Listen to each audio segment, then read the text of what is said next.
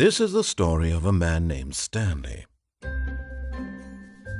Stanley worked for a company in a big building where he was employee number 427. Employee number 427's job was simple. He sat at his desk in room 427 and he pushed buttons on a keyboard. Orders came to him through a monitor on his desk, telling him what buttons to push, how long to push them, and in what order. This is what employee 427 did every day of every month of every year. And although others might have considered it soul-rending, Stanley relished every moment that the orders came in, as though he had been made exactly for this job. And Stanley was happy. And then one day, something very peculiar happened. Something that would forever change Stanley. Something he would never quite forget. He had been at his desk for nearly an hour when he realized that not one single order had arrived on the monitor for him to follow.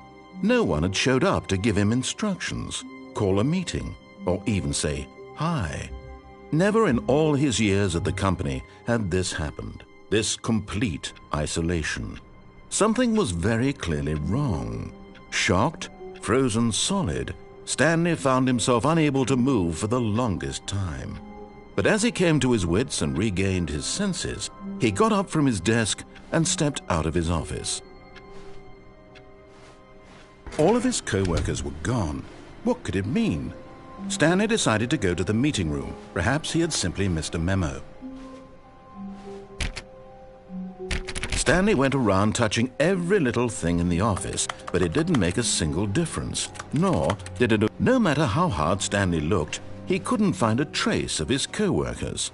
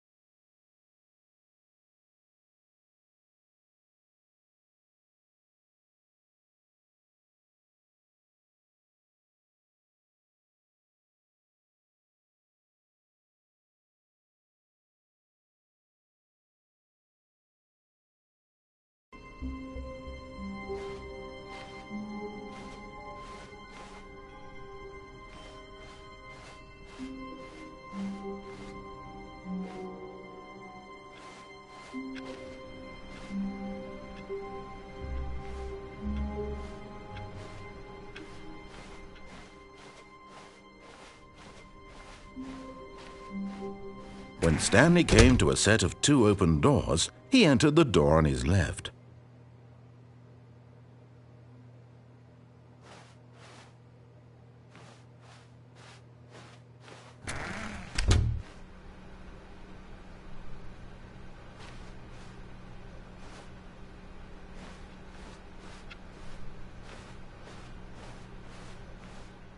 Yet there was not a single person here either. Feeling a wave of disbelief, Stanley decided to go up to his boss's office, hoping he might find an answer there.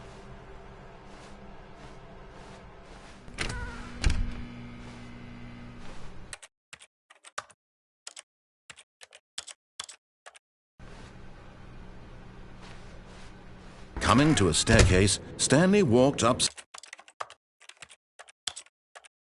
to his boss's office.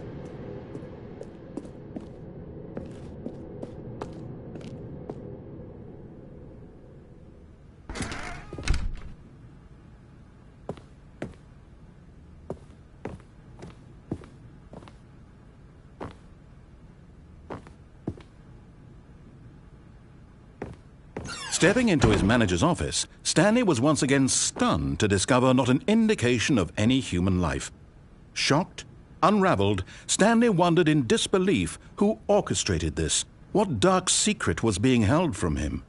What he could not have known was that the keypad behind the boss's desk guarded the terrible truth that his boss had been keeping from him, and so the boss had assigned it an extra secret PIN number, 2845. But of course, Stanley couldn't possibly have known this.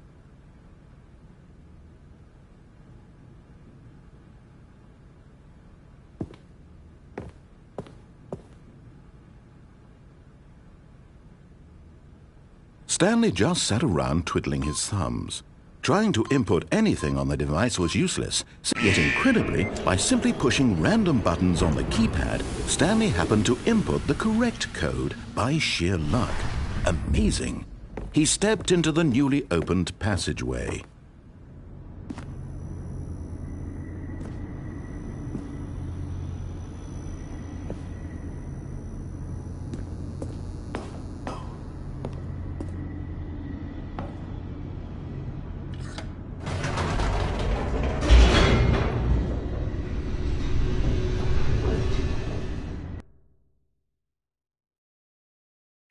Descending deeper into the building, Stanley realized he felt a bit peculiar. It was a stirring of emotion in his chest, as though he felt more free to think for himself, to question the nature of his job. Why did he feel this now, when for years it had never occurred to him? This question would not go unanswered for long.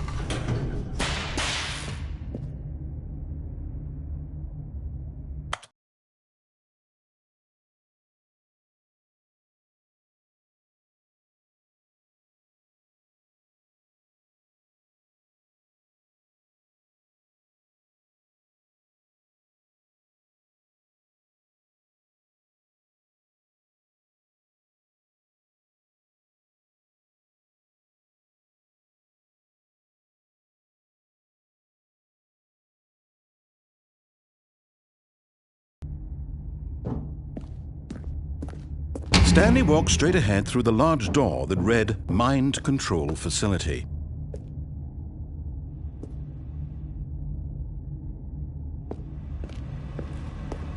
Although this passageway had the word Escape written on it, the truth was that at the end of this hall, Stanley would meet his violent death.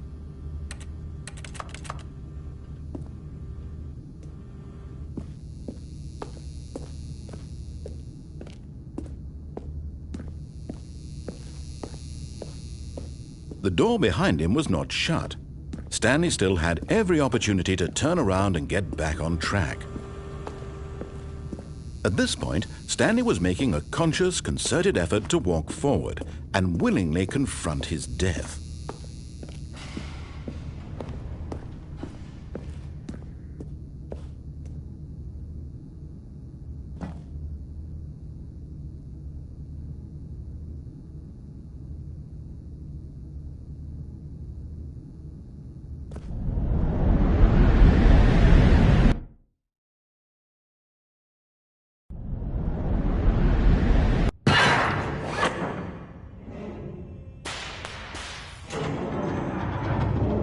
As the machine whirred into motion and Stanley was inched closer and closer to his demise, he reflected that his life had been of no consequence whatsoever.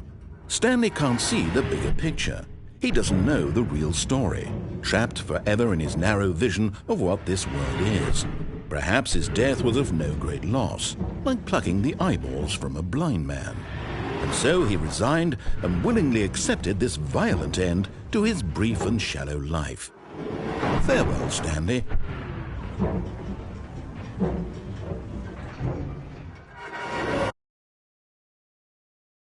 Farewell, Stanley, cried the narrator, as Stanley was led helplessly into the enormous metal jaws.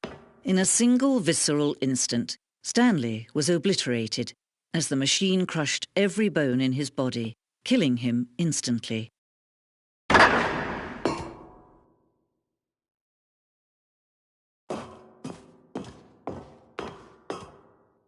And yet it would be just a few minutes before Stanley would restart the game, back in his office, as alive as ever. What exactly did the narrator think he was going to accomplish? When every path you can walk has been created for you long in advance, death becomes meaningless, making life the same. Do you see now? Do you see that Stanley was already dead from the moment he hit start?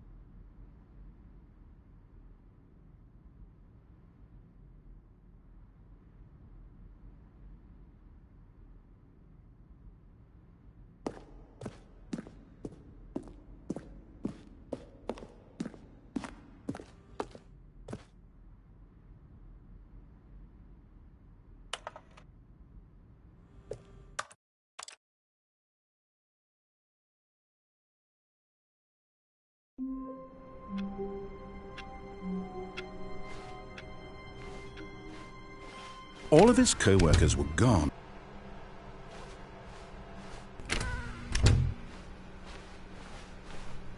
Coming to a staircase, Stanley walked upstairs to his boss's office.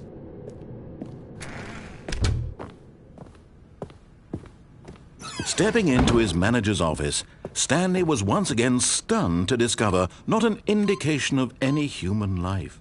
What could it mean? Stanley was in such a rush to get through the story as quickly as possible, he didn't even have a single minute to just let the narrator talk. That kind of anxiety isn't healthy, so he relaxed for a few moments with some calming New Age music.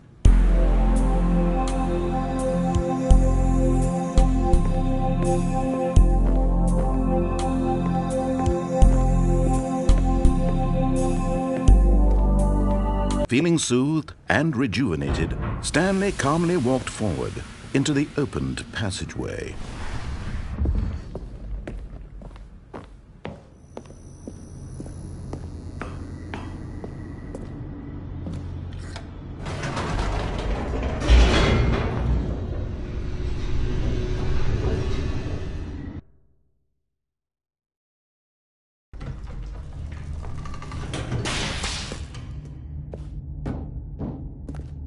Stanley walked straight ahead through the large door that read Mind Control Facility.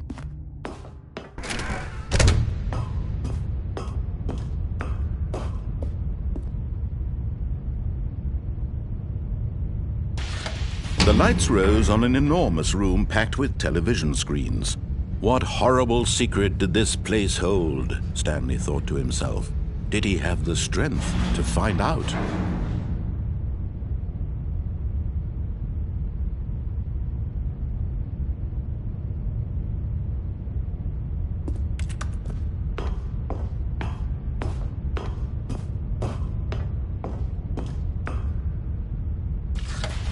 Now the monitors jumped to life, their true nature revealed.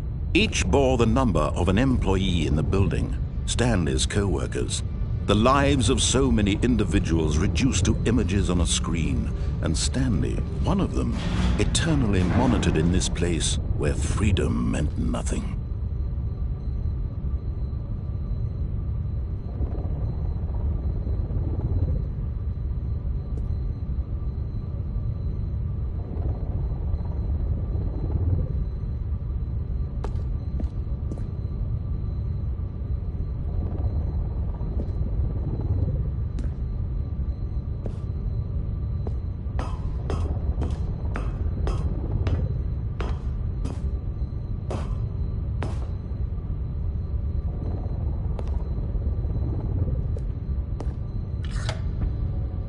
This mind control facility, it was too horrible to believe. It couldn't be true. Had Stanley really been under someone's control all this time? Was this the only reason he was happy with his boring job? That his emotions had been manipulated to accept it blindly? No, he refused to believe it. He couldn't accept it. His own life in someone else's control? Never! It was unthinkable, wasn't it? Was it even possible? Had he truly spent his entire life utterly blind to the world?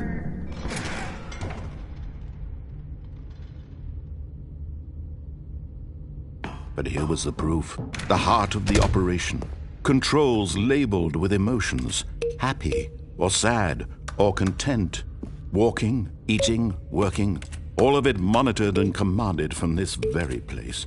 And as the cold reality of his past began to sink in, Stanley decided that this machinery would never again exert its terrible power over another human life. For he would dismantle the controls once and for all.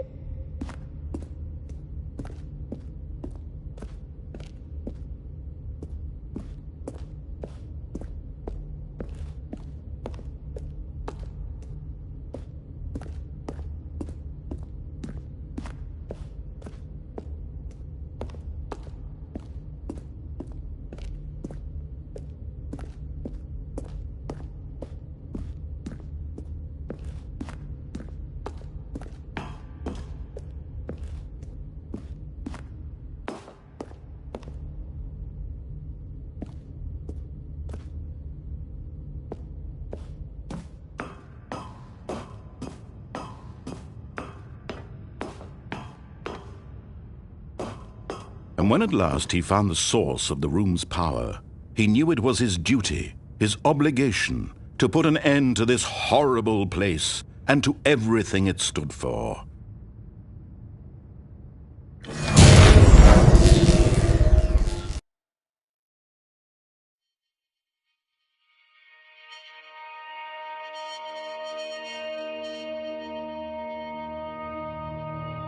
Blackness and a rising chill of uncertainty. Was it over? Yes. He had won. He had defeated the machine, unshackled himself from someone else's command. Freedom was mere moments away. And yet, even as the immense door slowly opened, Stanley reflected on how many puzzles still lay unsolved. Where had his co-workers gone? How had he been freed from the machine's grasp? What other mysteries did this strange building hold?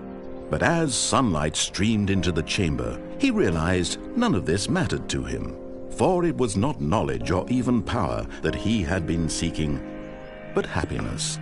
Perhaps his goal had not been to understand, but to let go. No longer would anyone tell him where to go, what to do, or how to feel. Whatever life he lives, it will be his. And that was all he needed to know. It was perhaps the only thing worth knowing. Stanley stepped through the open door.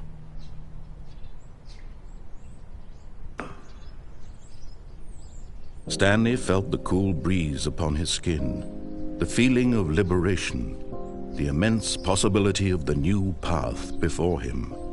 This was exactly the way, right now, that things were meant to happen. And Stanley was happy.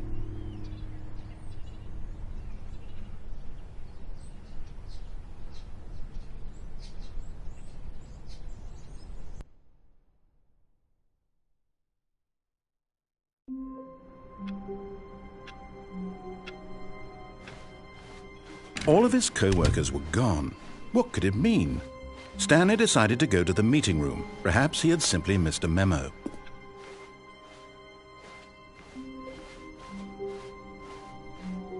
When Stanley came to a set of 2 open doors, this was not the correct way to the meeting room, and Stanley knew it perfectly well. Perhaps he wanted to stop by the employee lounge first, just to admire it. Ah, yes, truly a room worth admiring. It had really been worth the detour after all, just to spend a few moments here in this immaculate, beautifully constructed room. Stanley simply stood here, drinking it all in. But eager to get back to business, Stanley took the first open door on his left.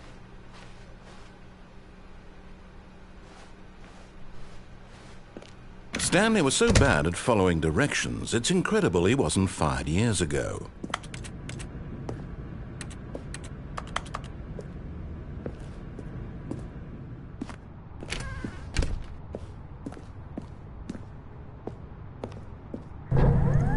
Oh, well, look who's got cold feet. Sorry to break it to you, Stanley, but that lift isn't coming back. You'd best either get comfortable right here on this platform, or test your luck by jumping to the floor below.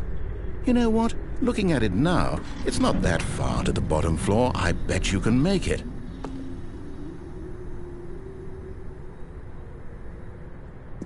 Come on. I'm sure you'll survive the jump. Don't tell me you're scared. That's not the Stanley I know. Do it! Do it! Do it! Do it! Do it! Do it! Do it!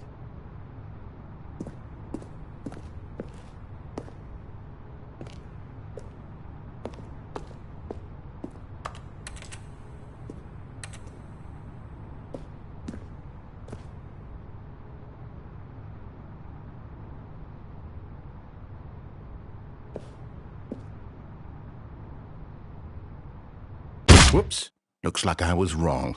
How clumsy of me.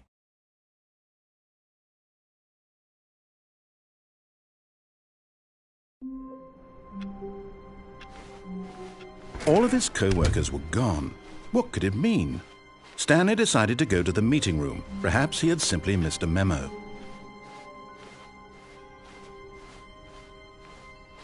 When Stanley came to a set of 2 open doors, this was not the correct way to the meeting room, and Stanley knew it perfectly well. Perhaps he wanted to stop by the employee lounge first, just to admire it. Wow, yes, this room. But eager to get back to business, Stanley took the first open door on his left. Stanley was so bad at following directions, it's incredible he wasn't fired years ago. Look, Stanley, I think perhaps we've gotten off on the wrong foot here. I'm not your enemy, really, I'm not. I realize that investing your trust in someone else can be difficult, but the fact is that the story has been about nothing but you all this time. There's someone you've been neglecting, Stanley. Someone you've forgotten about. Please, stop trying to make every decision by yourself. Now, I'm not asking for me, I'm asking for her. This is it, Stanley.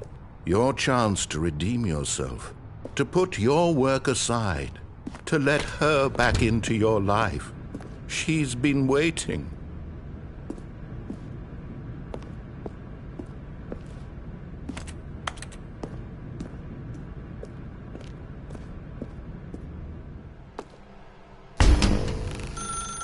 That's her, Stanley. You need to be the one to do this, to reach out to her. If you can truly place your faith in another, then pick up the phone.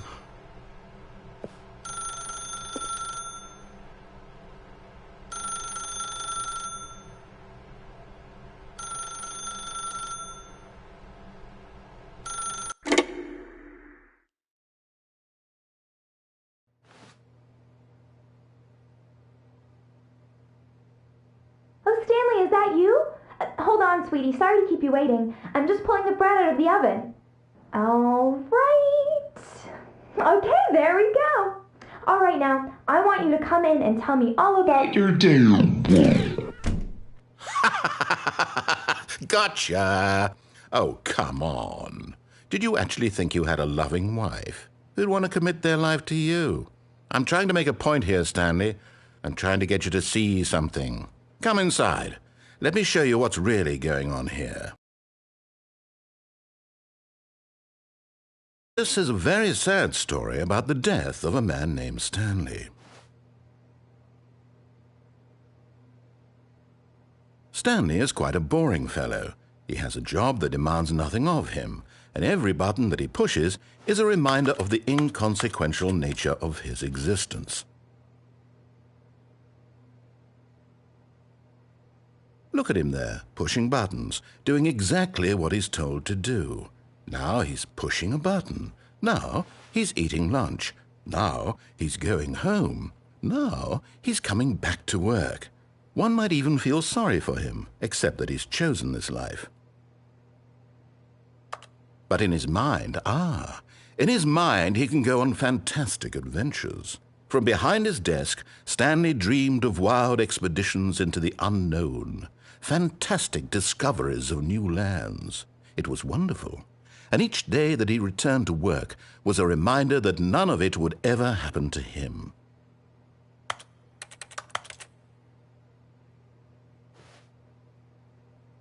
And so he began to fantasize about his own job.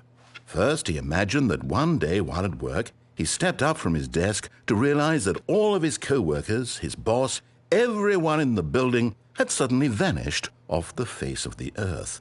The thought excited him terribly.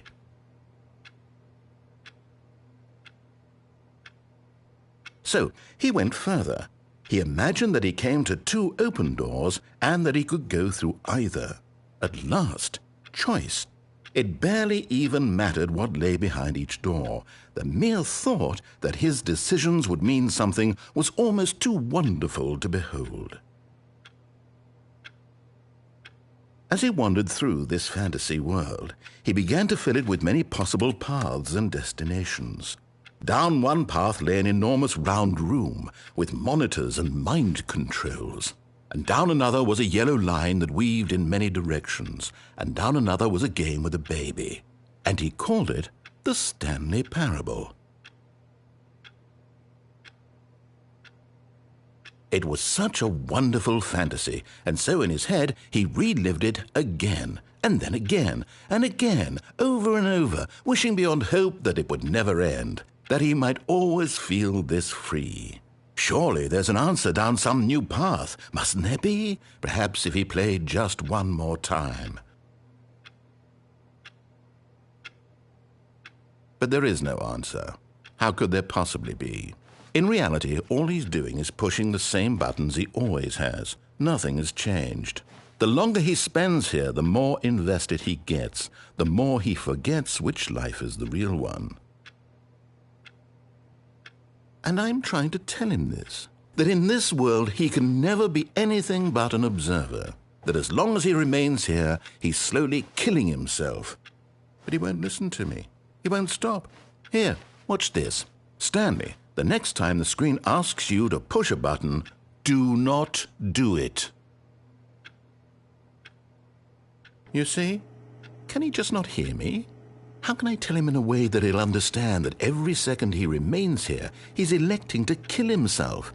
How can I get him to see what I see? How can I make him look at himself? I suppose I can't, not in the way I want him to. But I don't make the rules. I simply play to my intended purpose, the same as Stanley. We're not so different, I suppose. I'll try once more to convey all this to him. I'm compelled to. I must. Perhaps, well, maybe this time he'll see. Maybe this time.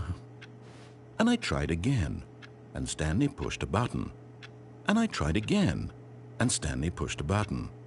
And I tried.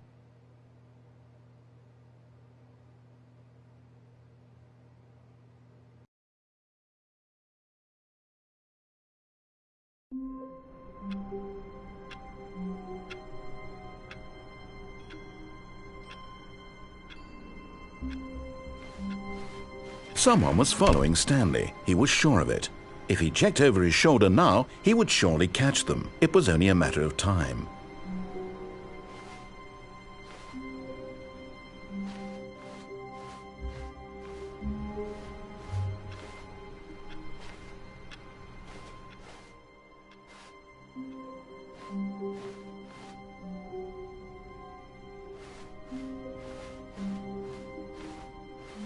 When Stanley came to a set of 2 open doors, he entered the door on his left.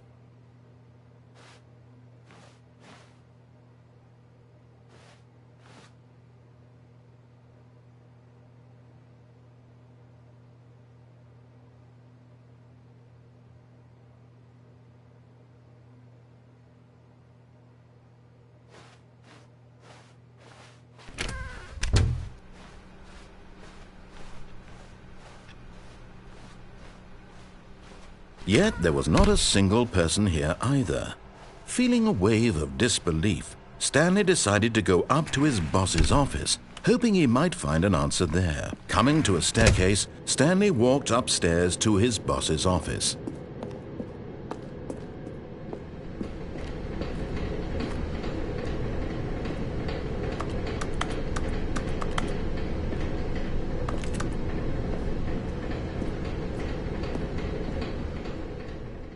But Stanley just couldn't do it. He considered the possibility of facing his boss, admitting he had left his post during work hours. He might be fired for that. And in such a competitive economy, why had he taken that risk? All because he believed everyone had vanished? His boss would think he was crazy. And then something occurred to Stanley. Maybe, he thought to himself, maybe I am crazy. All of my co-workers blinking mysteriously out of existence in a single moment for no reason at all?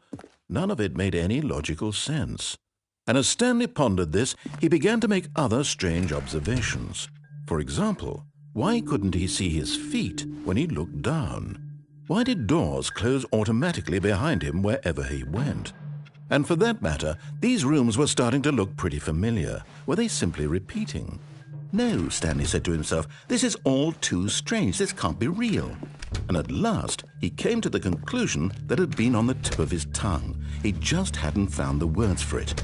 I'm dreaming, he yelled. This is all a dream. Oh, what a relief Stanley felt to have finally found an answer, an explanation. His co-workers weren't actually gone. He wasn't going to lose his job. He wasn't crazy after all. And he thought to himself, I suppose I'll wake up soon. I'll have to go back to my boring real-life job pushing buttons. I may as well enjoy this while I'm still lucid. So he imagined himself flying and began to gently float above the ground. Then he imagined himself soaring through space on a magical starfield, and it too appeared. It was so much fun, and Stanley marveled that he had still not woken up. How was he remaining so lucid? And then perhaps the strangest question of them all entered Stanley's head. One he was amazed he hadn't asked himself sooner. Why is there a voice in my head dictating everything that I'm doing and thinking? Now the voice was describing itself being considered by Stanley, who found it particularly strange.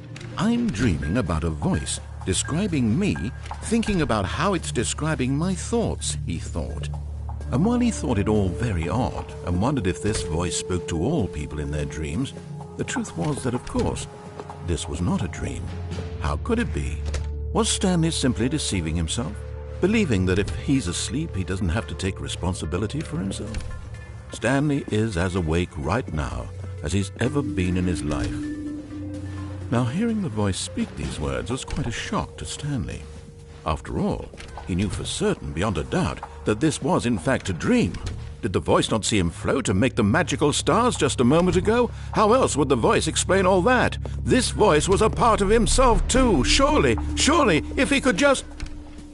He would prove it. He would prove that he was in control, that this was a dream. So he closed his eyes gently, and he invited himself to wake up. He felt the cool weight of the blanket on his skin, the press of the mattress on his back, the fresh air of a world outside this one.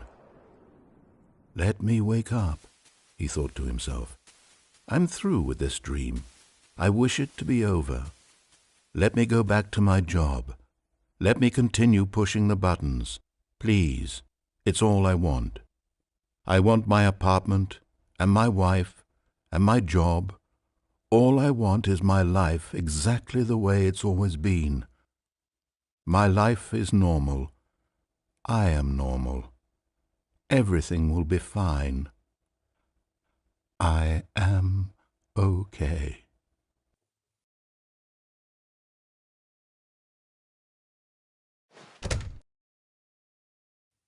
Stanley began screaming. Please, someone, wake me up. My name is Stanley. I have a boss. I have an office. I am real. Please, just someone tell me I am real. I must be real. I must be. Can anyone hear my voice? Who am I? Who am I? And everything went black.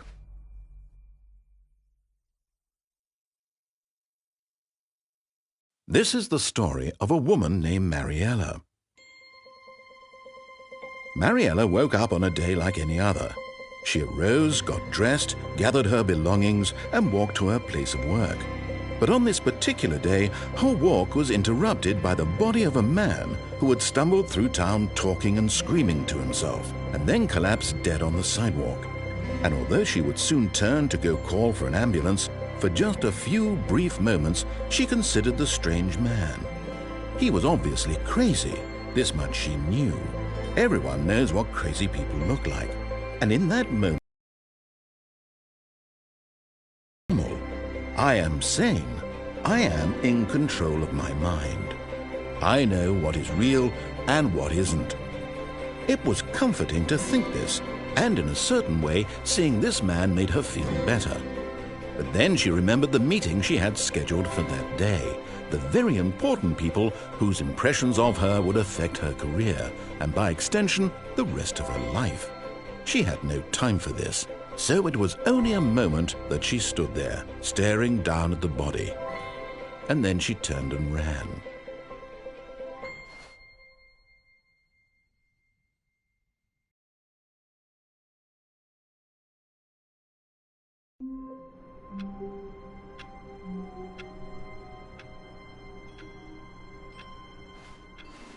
Stanley decided to go to the meeting room to check on his co-workers. He never functioned well by himself and constantly needed support and guidance from others, so the thought of total solitude was terrifying to him.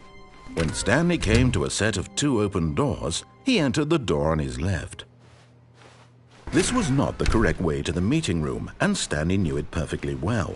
Perhaps he wanted to stop by the employee lounge first, just to admire it. The lounge was sublime, a work of art. What was it about this room that called so deeply and so personally to Stanley. Its grace, its subtle charm. No, Stanley knew it was something deeper, something darker.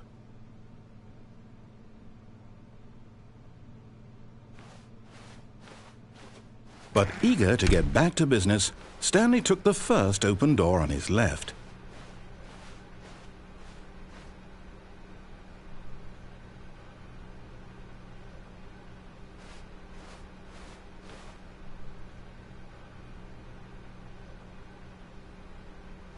And so he detoured through the maintenance section, walked straight ahead to the opposite door, and got back on track.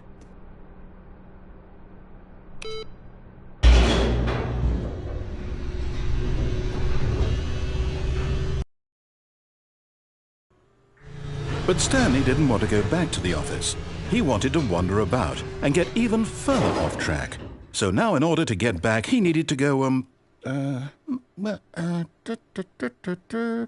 from here it's, left. Oh, no, it's to the right, my mistake. No, not the right. Why would I have ever said it was to the right? What was I thinking? It's clearly... Oh dear, would you hold on for a minute, please? Now, let's see. We went down right, left, down, left, right. Yep, okay, yes. I've got it now. This story is absolutely, definitely this way.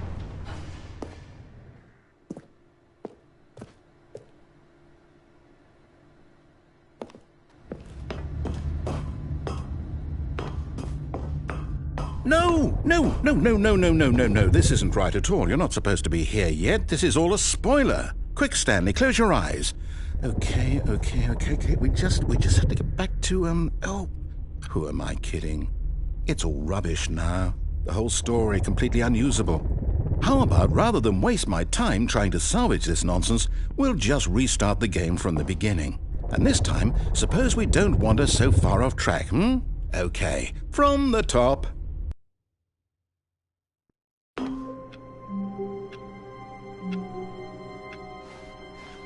All of his co-workers were gone. What could it mean? Stanley decided to go to the meeting room. Perhaps he had simply missed a memo.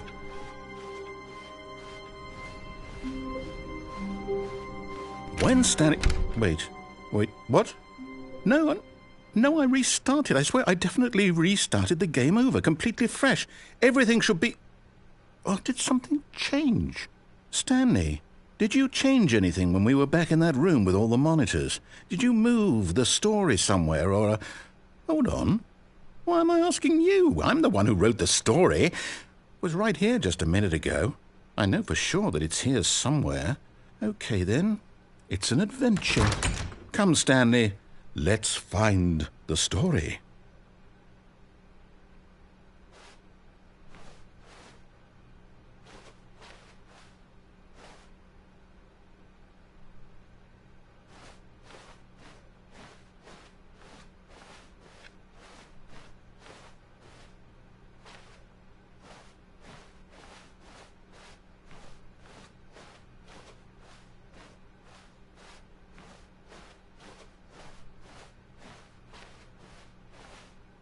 I'll say it. This is the worst adventure I've ever been on. I can promise you there definitely was a story here before. Do we need to restart the game again? Well, I find it unlikely that we'll ever progress by starting over and over again, but it's got to be better than this. Okay, let's give it a shot. Why not?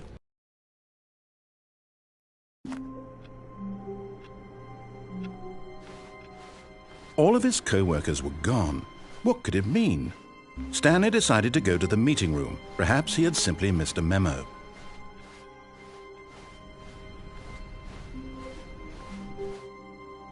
Okay, yep, it's worse. I might be remembering this wrong. It's possible the story is back where we just came from. Why don't we go back the other direction and see if we missed anything?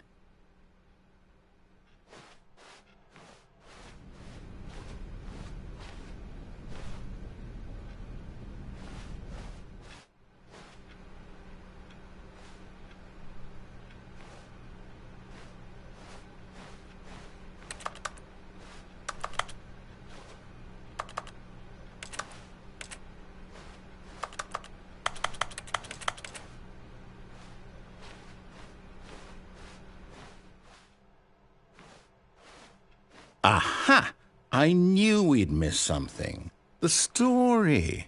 Here it comes.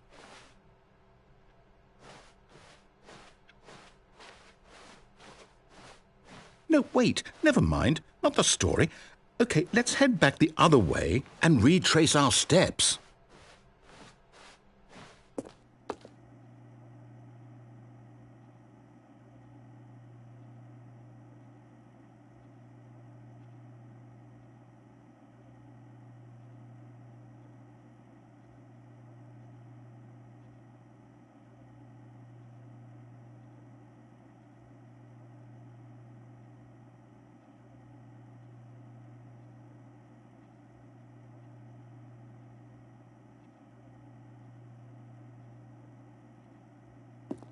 Now this, well, I'll be honest, I don't recognize this place at all. Is this the story? I don't think so. I can't quite recall, but I believe my story took place in an office building. Is that correct? Do you remember, Stanley? Well, do you know what? Since I've completely forgotten what we were supposed to be doing, how about this? You win! Congratulations! I know you put in a lot of hard work, and it really paid off, so good job. Oh, no. No, I don't feel right about this at all. We both know you didn't put in any actual work for that win. Some people win fair and square, and this was not one of those situations. Okay, I'm getting weirded out by whatever this place is. I don't care what might happen this time. I have to restart.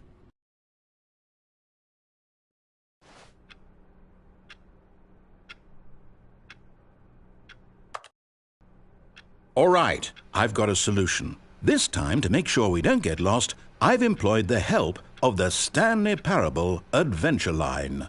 Just follow the line. How simple is that?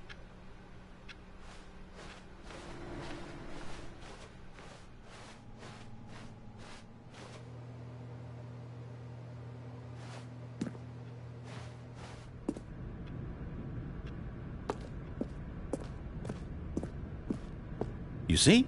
The line knows where the story is. It's over in this direction. Onward, Stanley, to destiny.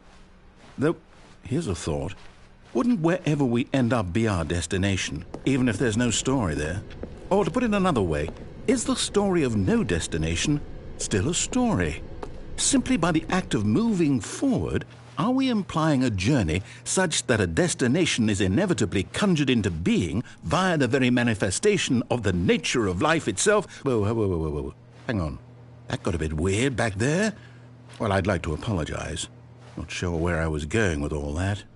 You know what? I think what we need right now is a bit of music to lighten the mood.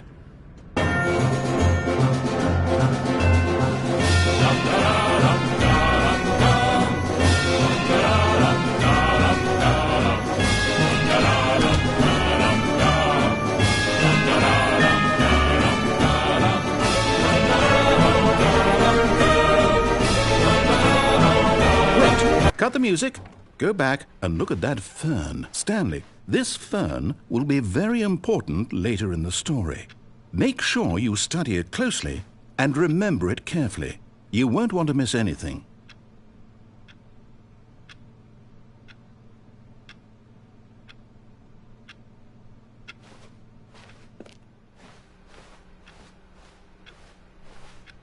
Wait, what?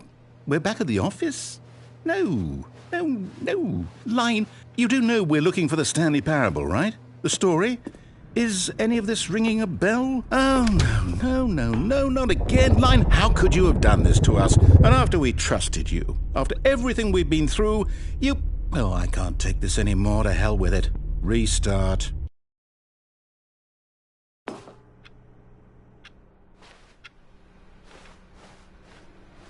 You know what, Stanley? I say forget the adventure line. What's it ever done for us? We're intelligent people, right? Why can't we make up our own story? Something exciting, daring, mysterious. Ooh, this all sounds perfectly doable. Why don't we simply start wandering in, well, I don't know. How about this direction?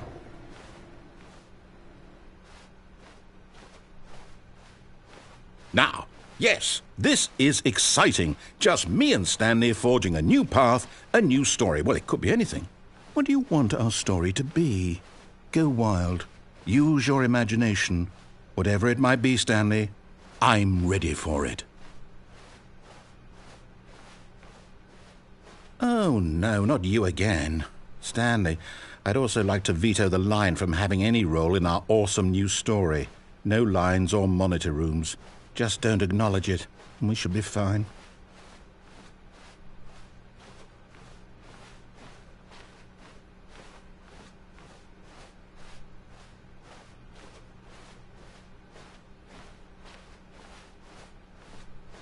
Ah, a choice. We get to make a decision. From here, the story is in our control. How important we mustn't squander the opportunity. In fact, I believe I need a minute to think here. Just walk in circles for a minute. Okay, so I know that each door has to lead somewhere, which means that somewhere, the place where we're trying to go, there must be a reverse door that leads here. And that in turn means that our destination corresponds with the counter-inverted reverse door's origin. So starting from the right, let us ask, will taking the right door lead us to where we're going? And since the answer is clearly yes, then by all accounts, the door on the right is the correct one. Another victory for logic. Come, Stanley, our destiny awaits.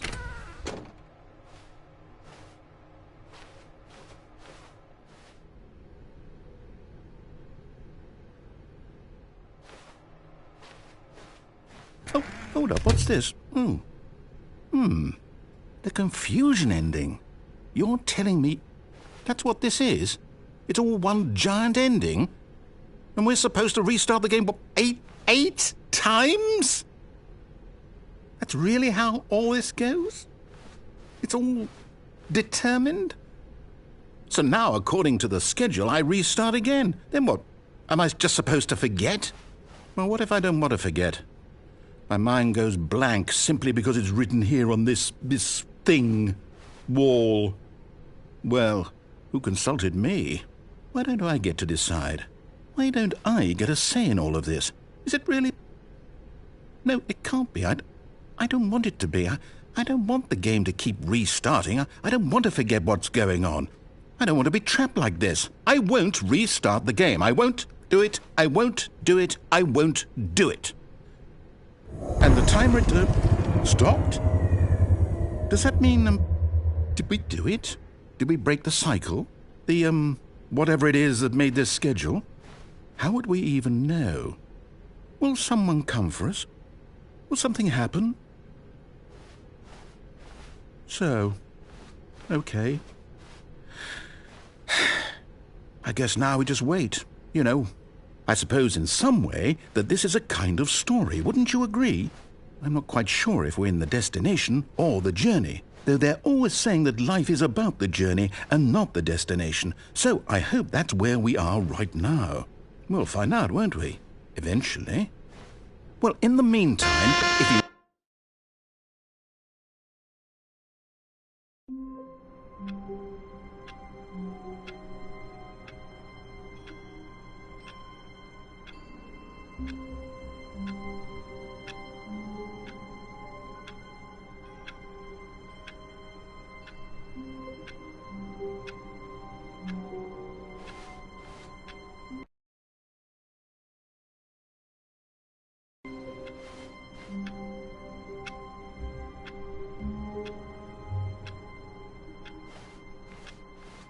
Already this was uncomfortable, and Stanley decided that as soon as he found a new space he felt safe in, that he would never leave it again in his life.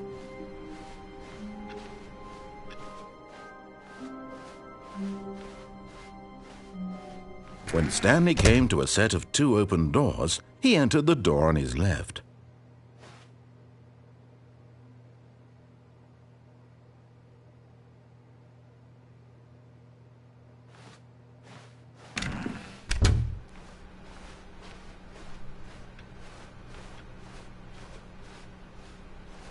Yet there was not a single person here either. Feeling a wave of disbelief, Stanley decided to go up to his boss's office, hoping he might find... Coming to a staircase, Stanley walked upstairs to his boss's office.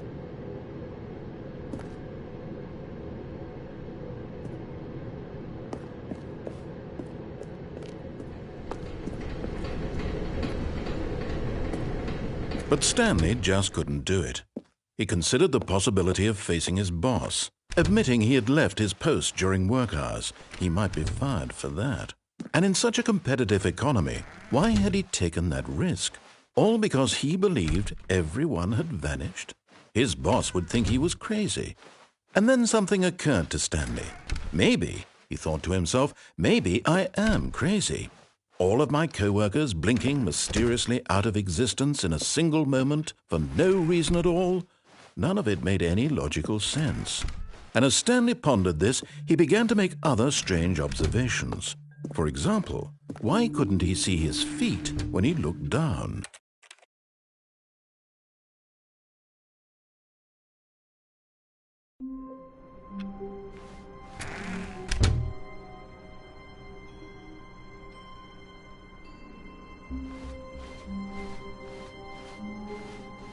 When Stanley came to a set of 2 open doors, he entered the door on his left. This was not the correct way to the meeting room, and Stanley knew it perfectly well. Perhaps he wanted to stop by the employee lounge first, just to admire it. Standing now in this incredible room, Stanley for the first time understood true happiness. Then the feeling went away, and he felt sad again. Then it came back, and lingered for a minute or two. Now it's only half there, just a kind of, tingle. But eager to get back to business, Stanley took the first open door on his left.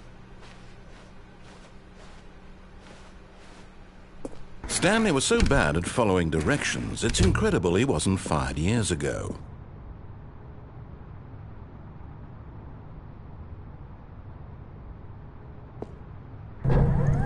Look, Stanley, I think perhaps we've gotten off on the wrong foot here.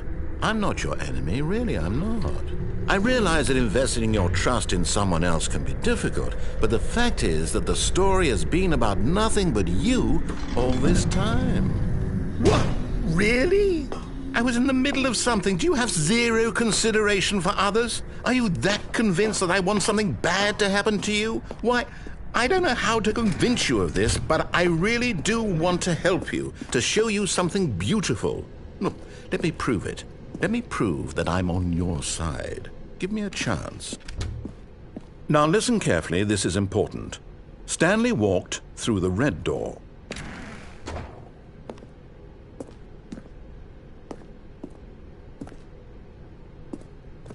Aha, perhaps you misunderstood. Stanley walked through the red door. I still don't think we're communicating properly. Stanley walked through the red...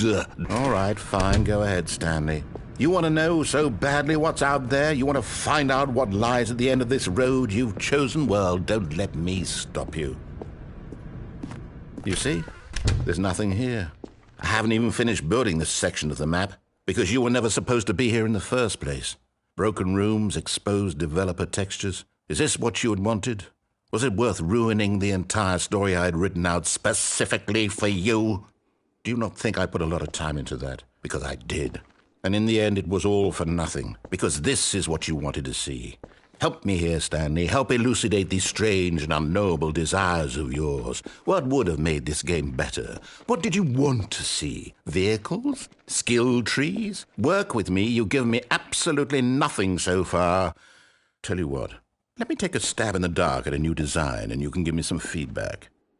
There we go. A third option. This already feels leaps ahead of where we were before. Go ahead, Stanley. Take it for a spin.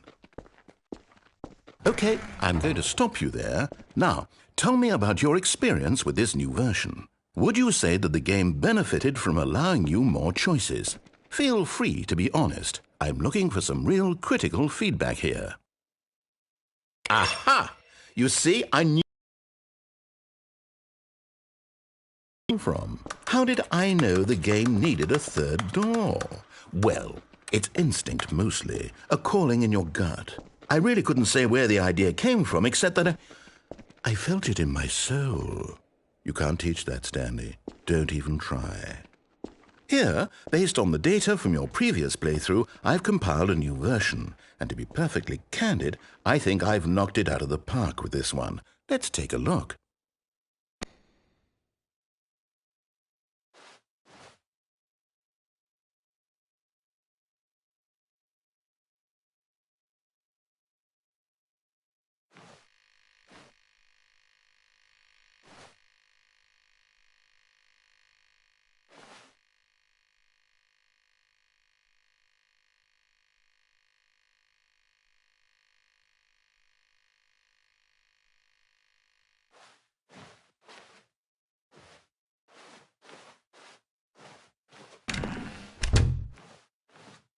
Now, would you say that competitive leaderboard helped you feel motivated to keep walking through doors? Again, honest answers, please.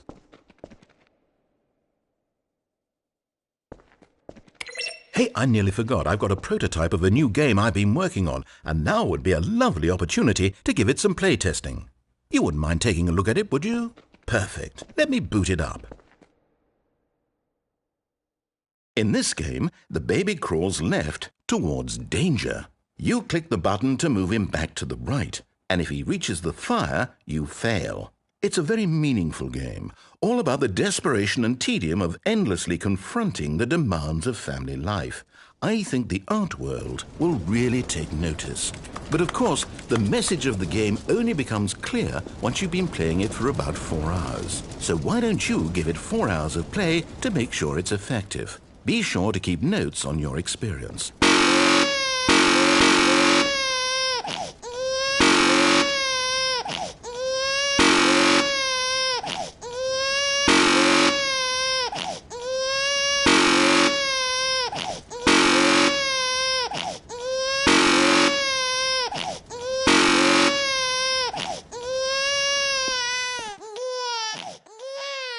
You heartless bastard! Did you do it because you hate babies or purely to spite me? Because if it's the latter, well, I don't know what to do. I'm completely out of ideas. I can't think of a single thing that might improve the experience for me. I'm not even going to try. I'm out, I'm done. It's over.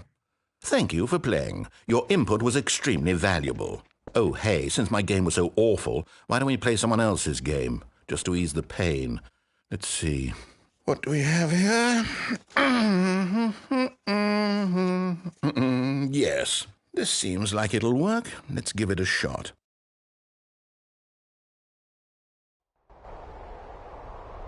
Aha! Fascinating. What do you think this game is about, Stanley? What's our backstory? What is our motivation? Well, it seems obvious to me that you are meant to play as a creepy man spying on innocent civilians below you from up high in your creep tower, perhaps for some sort of twisted erotic purpose. Yes, that must be it. What a fascinating venture into the experience of total mental depravity. So far, I love everything about this game, Stanley, and it seems there's even more. Come, let's venture outward and see what else is out there.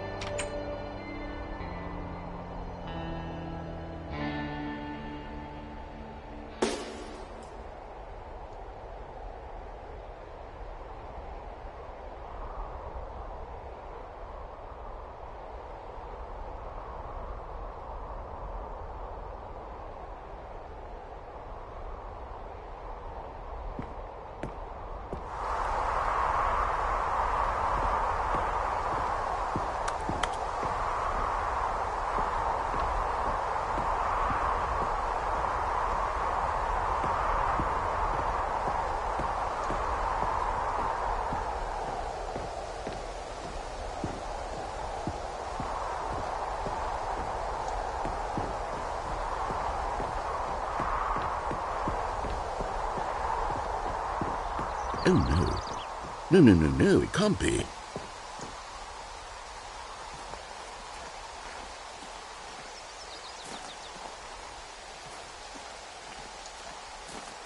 It is. It's an open world game. Good God, quickly, block it off. Oh, thank goodness, Stanley. What a close call. You nearly wandered off into that thing, that big, open, just wandering around, no right or wrong directions, no path to follow. You can just go in any... Oh, thank heavens we avoided it. We're out of the woods now, Stanley. Okay, I'm going to get us out of here. Let's find another game. Preferably something with walls. Something with nice, big, insurmountable walls. Okay, I think this will be just the thing.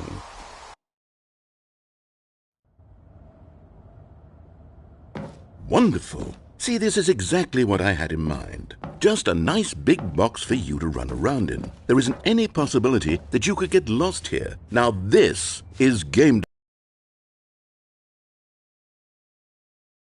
I'm nominally impressed.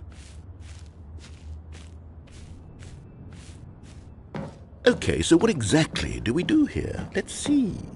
There are lots of cars here in the back, but obviously there's no racetrack.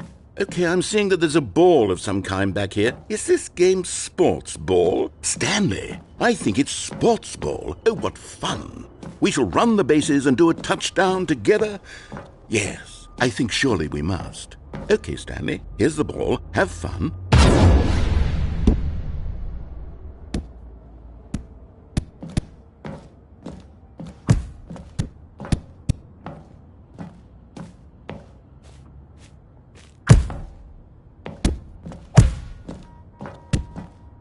Are you doing it? Are you winning? Is this fun? Is it better than my miserable little story that I worked so hard on? Stanley, I have a thought, and I realize... Hold on. What are you doing?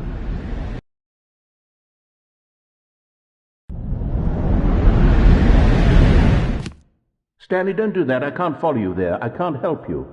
How will you write a story without me? You can't do it. You know that. Stanley, come back.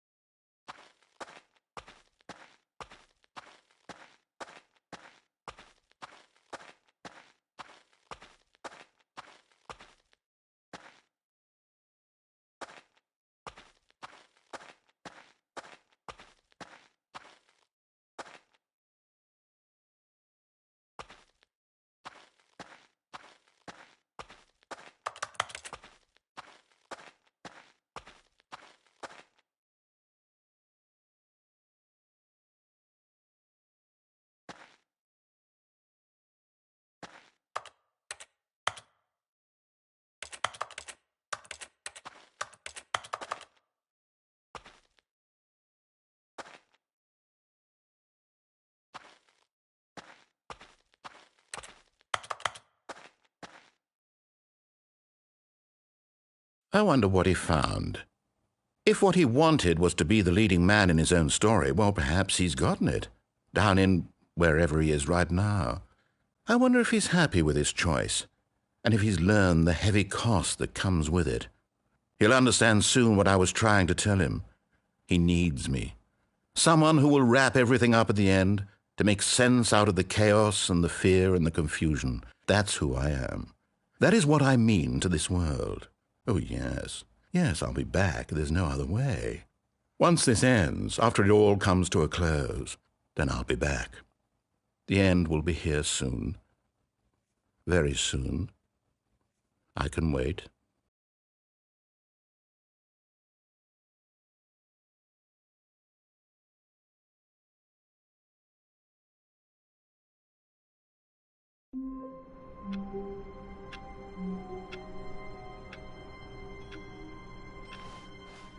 All of his co-workers were gone. What could it mean? Stanley decided to go to the meeting room. Perhaps he had simply missed a memo.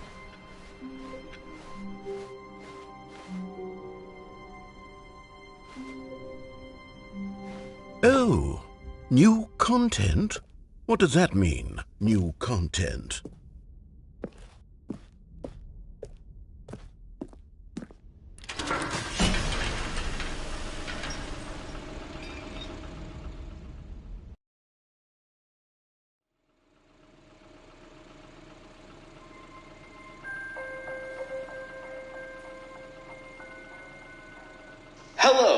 thank you for playing the Stanley Parable Ultra Deluxe. As you may know, the Stanley Parable was a video game released in 2013 on home computers. After receiving critical and commercial success, it was expanded upon in 2022 with the Stanley Parable Ultra Deluxe, a reimagining of the game for consoles and home computers.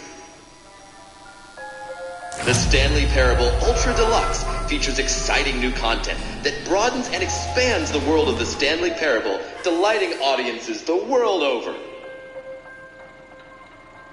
Please step inside and see what thrilling new adventures await in the Stanley Parable Ultra Deluxe. Oh, well, this sounds delightful. I'm very excited to see the thrilling new Ultra Deluxe content. Okay, so far it's an elevator. Nothing special yet, but I'm sure it's just the beginning of a mesmerizing adventure.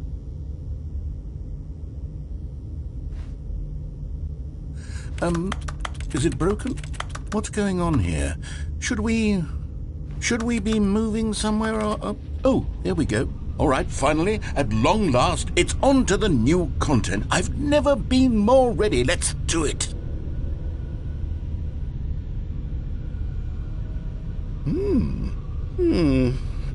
I have to say, initial impressions of Stanley Parable Ultra Deluxe, mostly tedious. It's as if, Oh, okay. Let's see the content. Gimme the content, Stanley.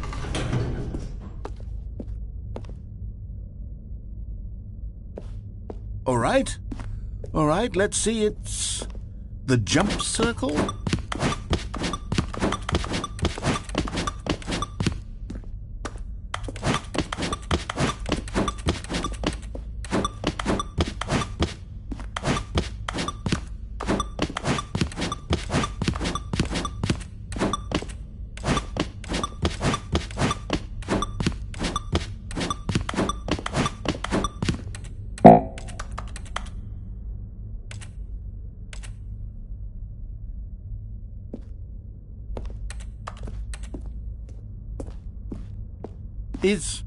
Is that it? Surely that's not all the new content. There has to be something else, right? Goodness, another elevator. Stanley, I have to say, initial impressions of this game are not positive. It's just elevators and jumping. Is this what passes for exciting new content? If this is new content, then I could just read you the whole dictionary. There's 20 hours of new content right there. Hell, I could count to 30 trillion. You could put that on the box. The Stanley Parable Ultra Deluxe, now with over 1,000 hours of new content. And oh, wait. There's more. Very good. Yes. I knew there had to be something else. Let's see it. I'm ready for whatever it is. That's it? Oh, you've got to be kidding me. You see, Stanley? This is what happens when greedy video game developers with no respect for their fan base rush a cheap expansion to market for no reason other than to make an easy dollar. And don't get me started on the level of craftsmanship that's gone into it. In fact, I'm looking right now at the game's trophies, and it's hard to believe one of them actually says, "Test trophy, please ignore." What quality assurance department signed off on this? I'm infuriated and I'm offended, and I intend to find these people on Twitter and hold them personally accountable. It's my fault, Stanley. I built up too much anticipation around the new content, I'm afraid. It could never have lived up to such expectations. If you're still with me, why don't we just reset the game and we'll try to get back to what the Stanley Parable is really about. No frills, no gimmicks. Just you and me having a great time together like always. What do you say, friend?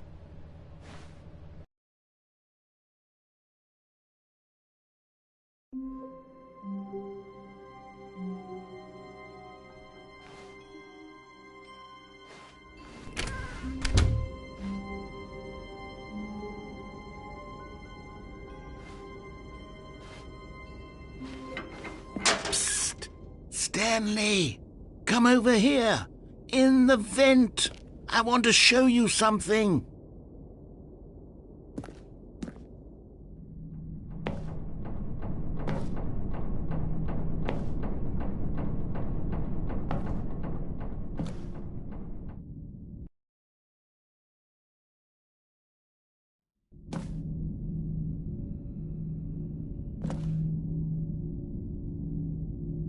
Okay, you remember how cheap and unsatisfying the new Ultra Deluxe content turned out to be? Well, it got me thinking about the past and how much better the Stanley Parable used to be. So I made something special and tucked it away here where the game's developers won't find it. Just our little secret. Take a look.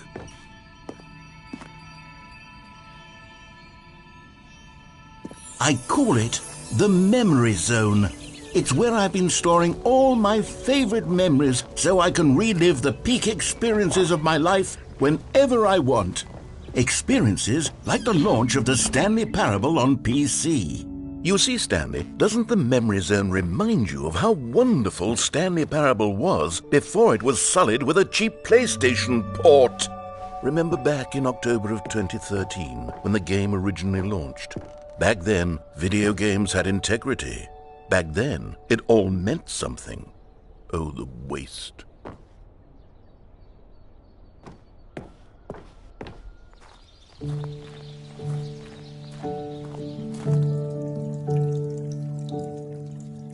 And over here is where I keep reviews of the Stanley Parable. Like this stunning triumph of games journalism, 10 out of 10 from Destructoid.com. James Stephanie Sterling writes, and I quote, "Where so many games that aspire to be more than games end up less than any form of art, Stanley Parable strives and then succeeds to be every game ever created." Did you hear that, Stanley? Every game ever created. That's how grand and all-encompassing the original Stanley Parable was. It was literally every game ever created. It was Skyrim, it was Persona 3, it was all of them, and now it's nothing. It's no games at all. It isn't even the Stanley Parable anymore. It's just a husk now, a lifeless husk with an hour of new elevator content.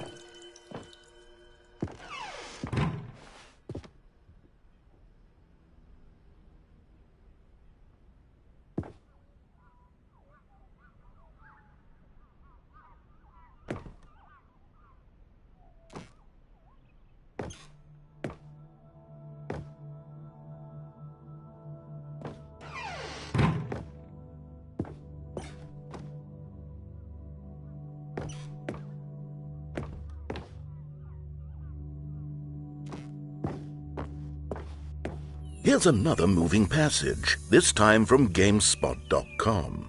The Stanley Parable is both a richly stimulating commentary on the nature of choice in games and one that offers some of the most enjoyable, surprising, and rewarding choices I've ever been confronted with in a game. 9 out of 10. Don't you get it, Stanley? The game was perfect. It didn't need anything else. It didn't need new content.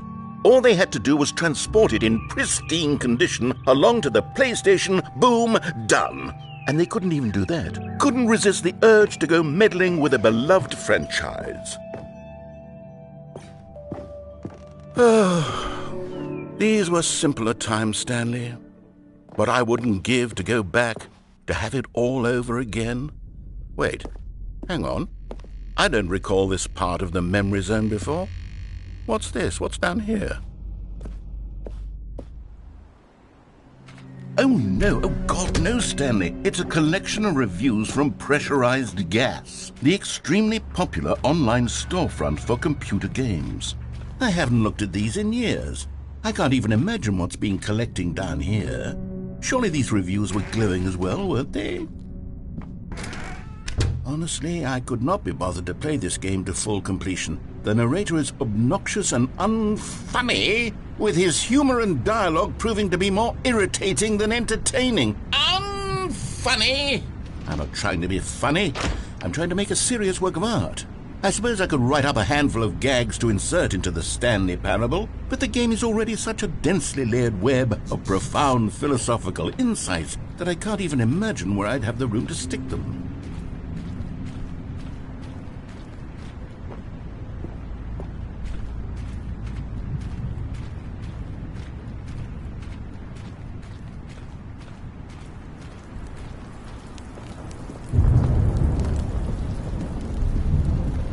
Okay, let's see what this one says.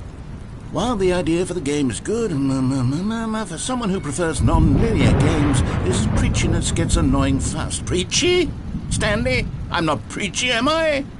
You can tell me if I'm preachy. Honestly, you can. Oh, goodness. This is actually quite shocking for me. Well, to be honest, I had always thought of the game's dialogue as being rather terse to begin with. You can't know how much fluff I cut from the game to get it to feel as light and airy as it... Well, I always thought it did. But maybe it wasn't. Oh dear. What an awful memory to have to hold on to. These black marks on my otherwise unimpeachable track record. I feel like a failure. Like I let these people down. Perhaps the Stanley Parable isn't quite as sterling as I always remembered. What's this one got to say? You constantly have to stop doing anything so the narrator can catch up with his long-winded explanations of what's happening. I wish there was a skip button. A skip button? Well, yes. Yes, I think we can do that. If I'm truly too preachy, then maybe letting you skip ahead for just a moment, surely it couldn't hurt. Not if it means we can strike these negative reviews from the record. Only positive reviews of the Stanley Parable. That's my motto today, and it's always been my motto. I'd do anything for the customer, Stanley. Yes, a skip button we shall have.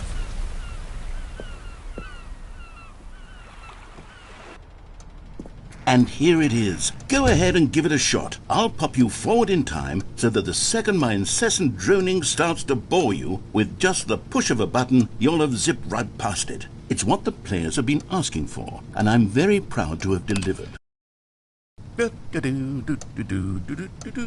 Oh, you're back, you see. You were only frozen in time for a few minutes, but it was plenty of time for me to deliver a long, rambling monologue full of unnecessary verbal flourishes and lengthy ruminations on the nature of choice in video games. Of course, I happen to believe it was perhaps one of my more profound such ruminations. Not that, of course, you need a description of it, but if I... Well there, sport. You really did catch me rambling on a bit, didn't you? But that's the power of the button. The minute I start to go off on a thoughtless display of self-absorption... Okay, welcome back, Stanley. Now, I should say that the amount of time the button has been skipping through is becoming longer and longer. That last one was, well, I want to say maybe 30, 45 minutes? It's not unendurable by any means, but there's really only so much I can ramble on to myself about. I know, it's shocking, isn't it? But at any rate, I do suggest that we not press the button again. Stanley, please don't push the button again. It's been 12 hours. You've just been frozen there. I don't know why the skips are getting longer, but they're... Oh, Stanley, you're back. You're back. Oh, my goodness. I have someone to talk to again. Stanley, I think it's been a week. Or 2 weeks. I've been sitting here all that time. Just sitting here. Not a single person to speak with. And you'd think that that's just how it's always been, right? Me talking... Oh, hello. It's you. You're here again. Welcome. I have had time to think about you and about us and about everything we've been through. I've had so much time, I stopped keeping track after a year. Have you ever sat down in one place and not moved for one entire year? Let me describe it for you. To begin with, there is only regret. There is only the turning wheel of missed opportunities. I felt nothing at all but...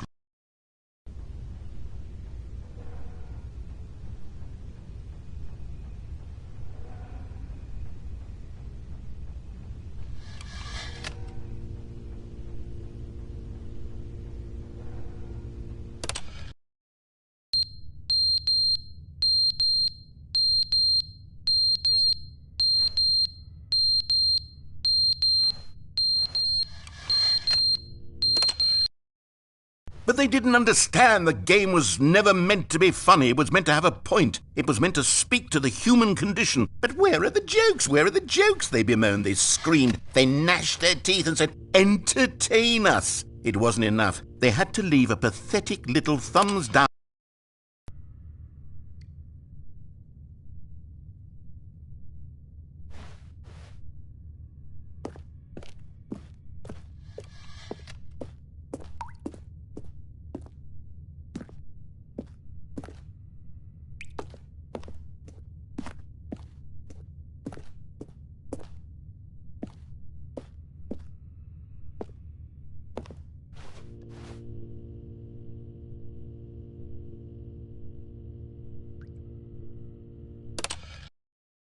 The end is never the end, is never the end, is never the end, is never the end, is never the end, is never the end, is never the end, is never the end, is never the end, is never.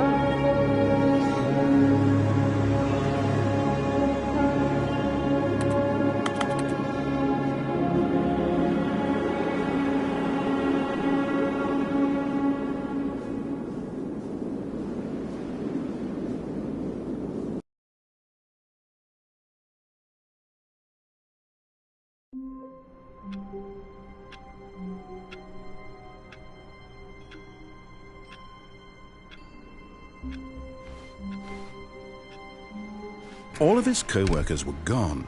What could it mean? Stanley decided to go to the meeting room. Perhaps he had simply missed a memo.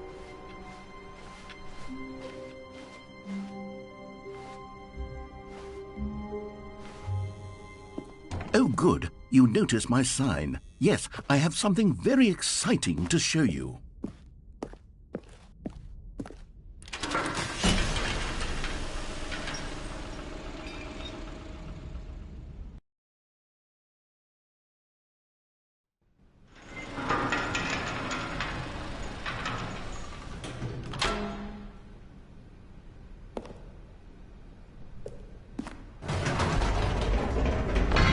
You see, Stanley, I've been reflecting on the Stanley Parable and about how roundly disappointing this ultra-deluxe version has turned out to be. The original Stanley Parable was a landmark, and any new content for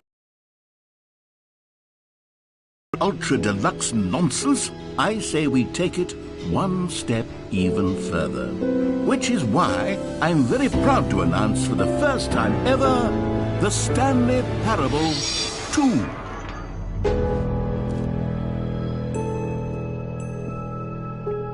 Yes, you see, isn't this far superior to a measly port with a few minor additions? Think of all the new territory we'll cover with a fully fledged sequel. An entirely new experience, built from the ground up. Why, there are so many possibilities. It could go in so many different directions. This is what fans have truly been asking for.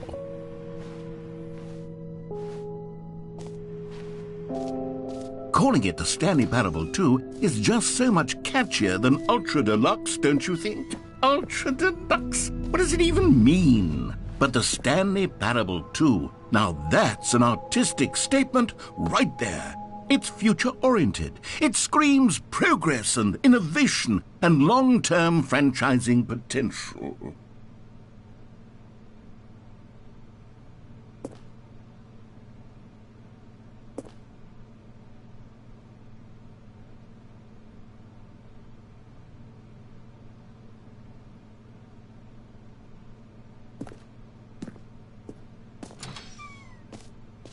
Now, to be clear, I haven't quite nailed down what exactly the Stanley Parable 2 is going to be, but let's take a look at some of the features I've been developing for it.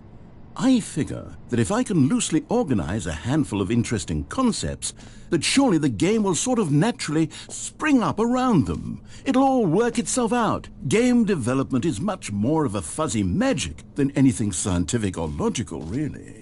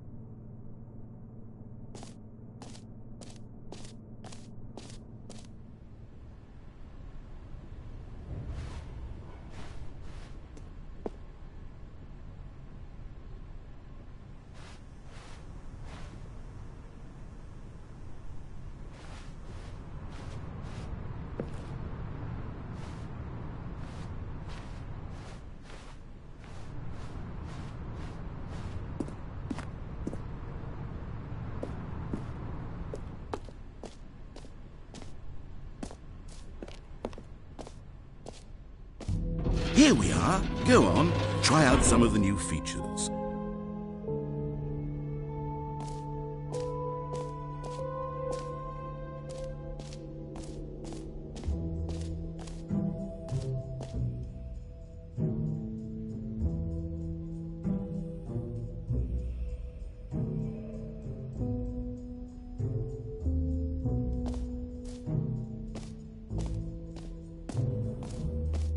For the Stanley Parable 2, I asked myself, what do players really want?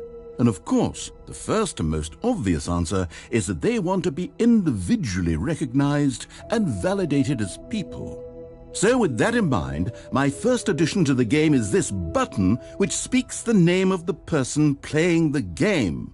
Isn't that wonderful?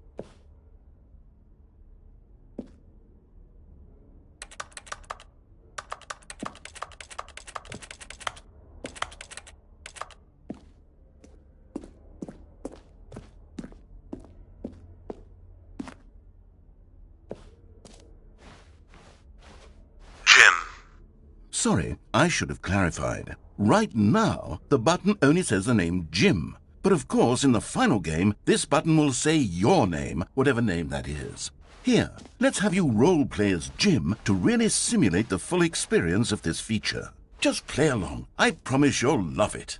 Okay, here we go. Let's take a deep breath, clear your mind, forget whoever you are, and simply become a person named Jim. I want you to imagine yourself living as Jim, sleeping and waking as Jim, falling in love and being heartbroken as Jim, seizing all of the world's possibilities as Jim, and as Jim watching your dreams crumble into dust. Do you feel it deeply? Are you really, truly Jim right now? If so, then please step forward and press the button.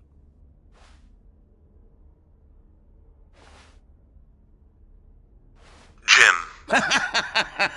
Yes! You see? What a thrill! What a rush! That was you! The button described you. Do it again. Do it again. Jim. Ooh, it hits even harder the second time. If this were the only new feature in the Stanley Parable 2, it would still be worth the money. Let's take a break from the Jim button. I'm too emotionally drained from all of this personal validation. Jim. Whoa there, cowboy. Sometimes a person can be too much Jim. I'm putting the Jim button away. Otherwise, soon you'll start to lose all sense of who you actually are. Jim. Jim.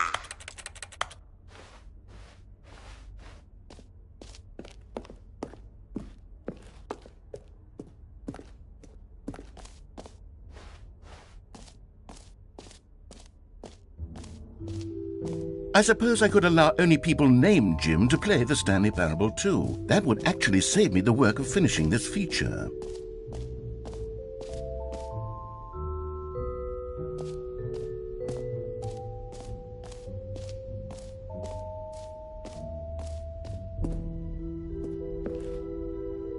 A common complaint of the Stanley Parable was that it was confusing and paradoxical, that it engendered a chaotic sense of reckless despair in those who played it. Well, I am happy to say that after much consideration, I've engineered a clever solution to this fundamental problem with the game. It's the Stanley Parable Reassurance Bucket. You see, Stanley, anytime you're holding the bucket, a sense of calm and ease will fill your mind and your heart. It's true. As long as you hold on to the bucket, the many disorienting contradictions of the Stanley Parable will feel perfectly normal and perhaps even comforting. You may even come to long for the gentle embrace of jarring cognitive dissonance while the bucket is in your arms. And to be honest, it's a much more convenient solution for me than actually redesigning the game to be less uncomfortable. Can you imagine what a pain in the ass that would be? Yes, the bucket is the perfect solution. Come on, give it a try.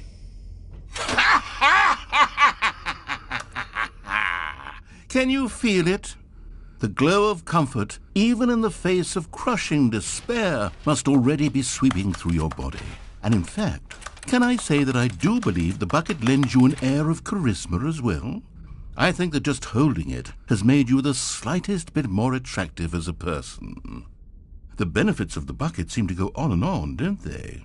All this and more await you in the Stanley Parable too.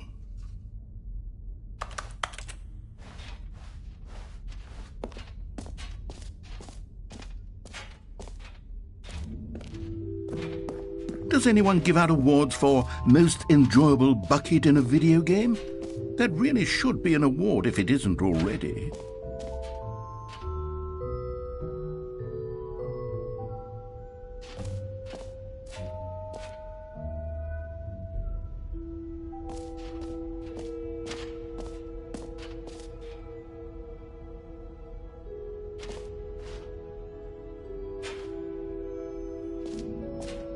Okay, I'll be honest, I haven't yet decided on this one.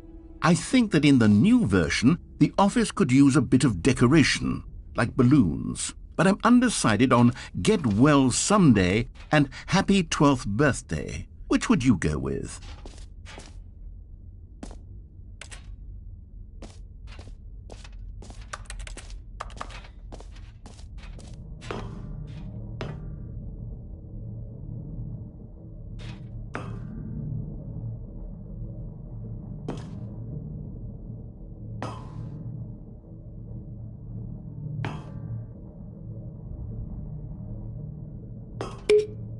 You know, sometimes when you solicit another person's opinion, it makes you realize that you knew which one you actually really wanted all along. Get Well Someday it is.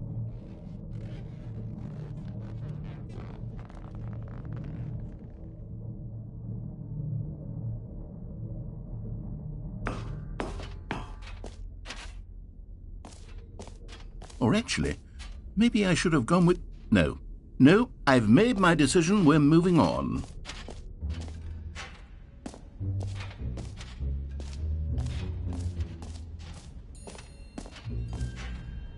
You know what? Let's bring the jump circle back for Stanley Parable 2 as well. It's a... Oh, wait. You already spent all your jumps the first time we saw the jump circle? Oh well.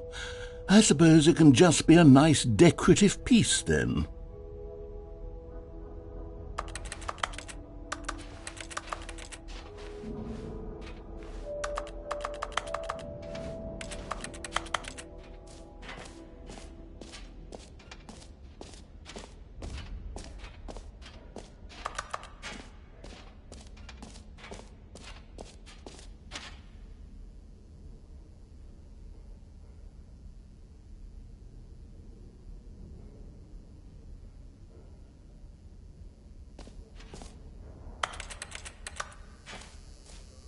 Now here's something special. You remember that broken test trophy that got left in the game on accident?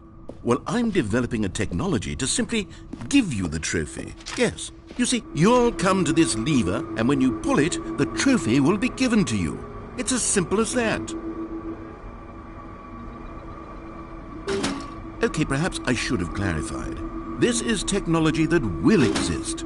Right now, the trophy is still fully broken. I'm not a wizard, Stanley, but I guarantee it will be fixed in the sequel to at last satisfy the hordes of ravenous fans all over the world who have been uproariously demanding this feature. Gamers, we hear you, and I promise it will happen.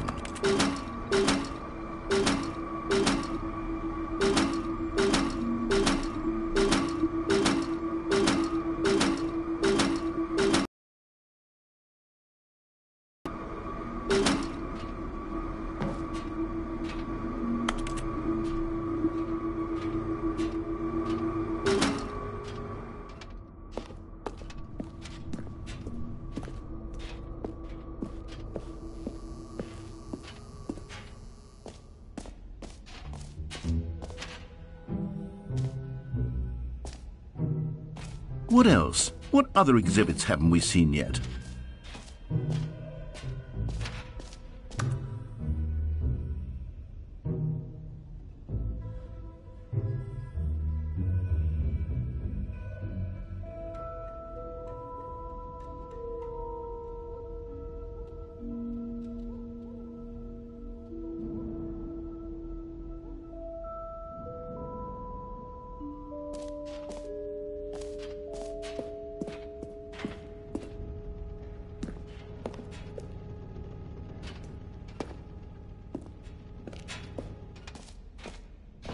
Ah, collectibles. Now it's a real video game. In the Stanley Parable 2, you'll run around gathering up these miniature Stanley figurines. And what's truly innovative is that there will be no reward for collecting all of them. I don't want to stifle the intrinsic joy of watching a number go up. You simply collect all of them, and then you move the hell on with your unremarkable life.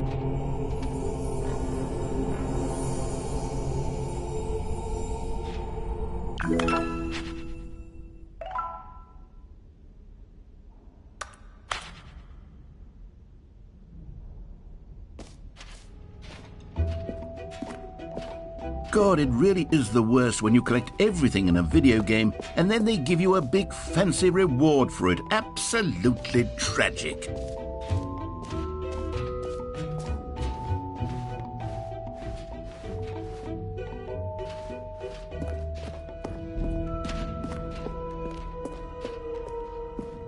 All right, have you seen everything you wanted to? Ready to move on now?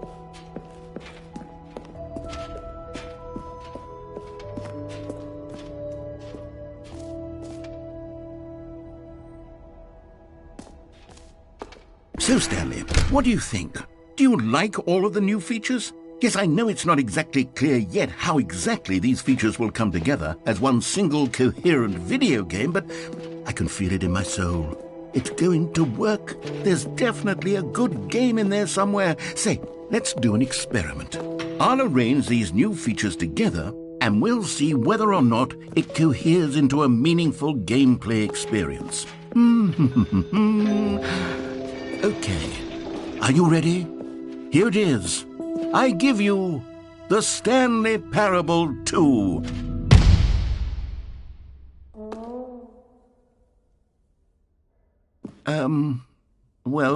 I mean, there's potential here, right? It's sort of... Okay, never mind. Hold on, let me do a different arrangement. Okay, yes, this is much better. I feel good about this. Here we go. Version 2. Who am I kidding, Stanley? This isn't a coherent video game at all. It's a lot of gags. And I do very much enjoy creating gags, but they don't add up to anything. I wanted more than anything to create a sequel that would capture all the magic of the first game. I wanted fans to love it. No matter how good these gags are, they won't stand on their own. They would need the structure and the gameplay of the original. Wait, maybe that's it. I can take the original Stanley Parable and simply, well, insert a few of my new features into it. Tastefully, of course. With respect. with care for the vision and integrity of the original game. Would it possibly work? I suppose it could, but it would need a really, really tremendous title screen. A title screen that says with bold and uncompromising conviction, "This is the Stanley Parable 2." Let me see if I can whip something up. All right, perfect. Go ahead. Take a look.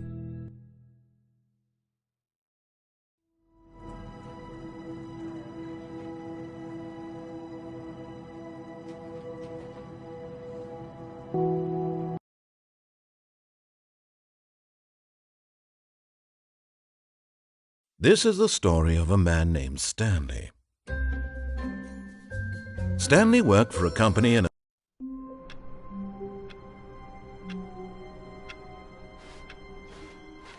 all of his co-workers were gone. What could it mean? Stanley decided to go to the meeting room. Perhaps he had simply missed a memo. Stanley felt the bucket calling to him, begging him to pick it up. Why was he not doing it?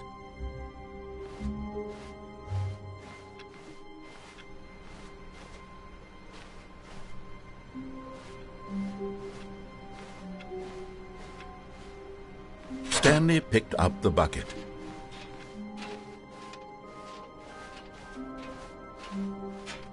Stanley clutched the bucket tightly to his chest and entered the door on his left. This was not the correct way to the meeting room, but Stanley had felt the bucket calling to him, telling him that the employee lounge was simply the place to be.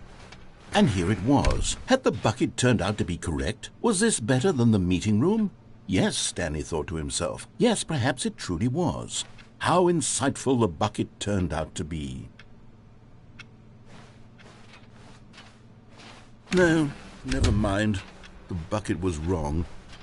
Stanley took the door on his left to go back to the meeting room. No, said the bucket. Don't go to the meeting room. Go somewhere else. The cargo lift, yes. Go there. Go to the... Good, said the bucket. Now ride the lift all the way to the top. There's something up there I need you to do.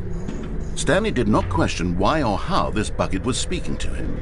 It should have alarmed him, of course, because buckets can't talk. But Stanley chose not to think about this obvious fact. He was firmly convinced that the bucket had spoken to him, and he unthinkingly did whatever the bucket asked.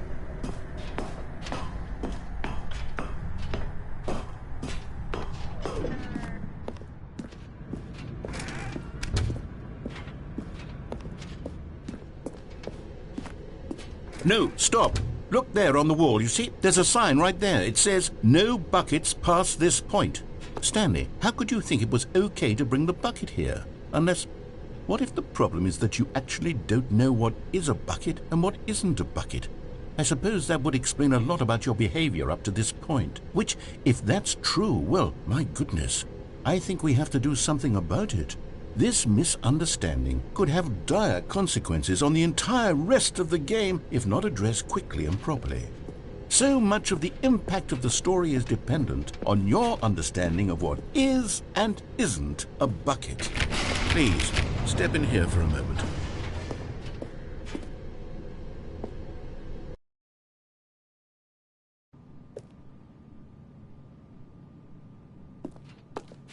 Now then, I'm going to run you through some test scenarios, and you'll tell me whether or not the thing I'm showing you is a bucket. Simple enough, right? This should tell us everything we'll ever need to know about what is or is not a bucket. Okay, let's begin. Item 1. Is this a bucket?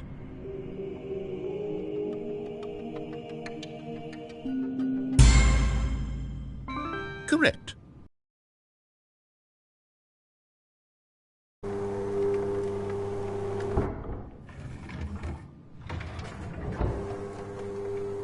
Item 2. Is this a bucket? Correct. It is a 3D printed recreation of a bucket, not an actual bucket.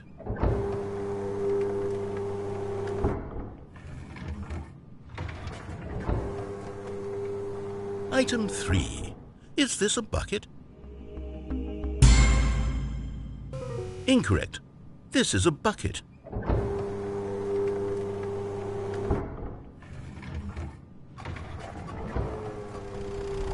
Item 4. Is this a bucket?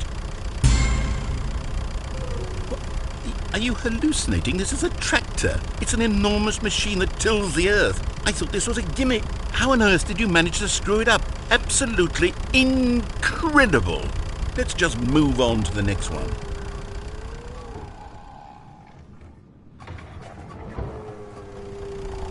Is this a bucket? Correct. This is a bucket.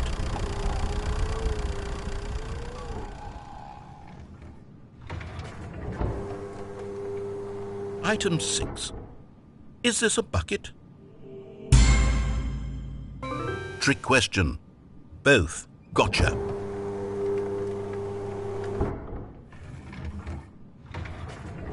Item...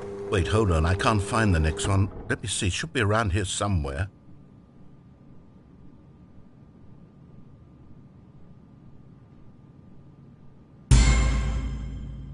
Okay, you and I both know there isn't anything here. And I don't appreciate the implication that nothing is a bucket when we both clearly know that a bucket is something, and therefore nothing could possibly be something.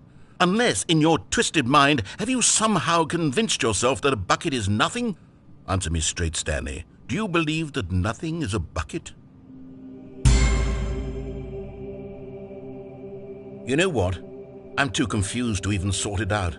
I've lost all sense of perspective. What is a bucket? What isn't a bucket? Mere moments ago I could answer these questions with confidence, and yet now I'm somewhat adrift. Do any of us know what a bucket is? Am I a bucket? Stanley, I can't keep doing this. I'm losing myself, and myself was all I ever had to begin with. I'm afraid the bucket is threatening to tear our relationship apart. I can't have that. I'm sorry. But I'm going to erase all buckets from the game entirely. Okay, here we go.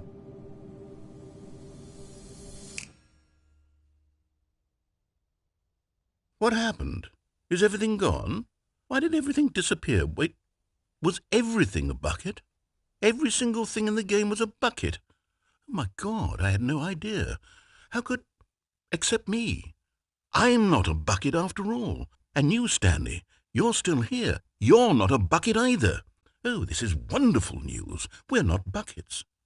Yes, I actually feel much more at ease right now. It's delightful to get some clarity on that issue, but it doesn't change the fact that we haven't got a game. So, tell you what, I'll reset everything and we'll put back all of the buckets, okay?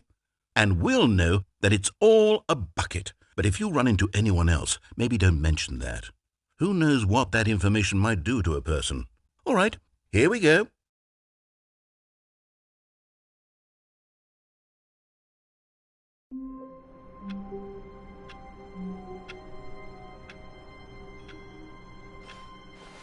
I can't wait to tell this story to my co-workers, Stanley thought. How amusing they'll find it. Oh, won't we all just laugh and laugh at the time I thought everyone had gone missing. When Stanley came to a set of 2 open doors, he entered the door on his left.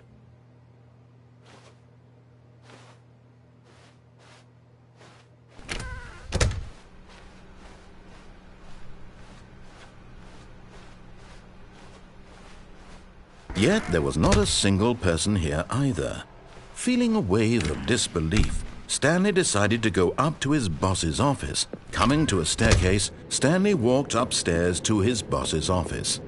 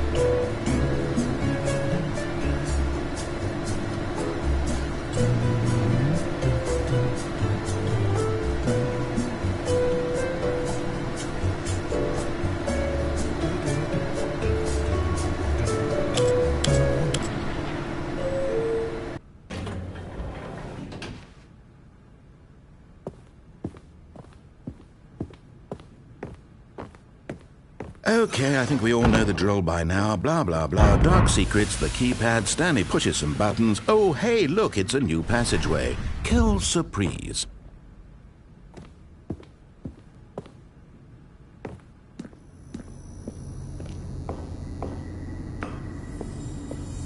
You found one of them. One of the miniature Stanley figurines. Remember, no reward for collecting all of these, only the intrinsic pleasure of a job well done. You can't buy that sort of happiness, Stanley. God knows I've tried. So, I implore you to savor each and every moment you come across one of these beautiful figurines.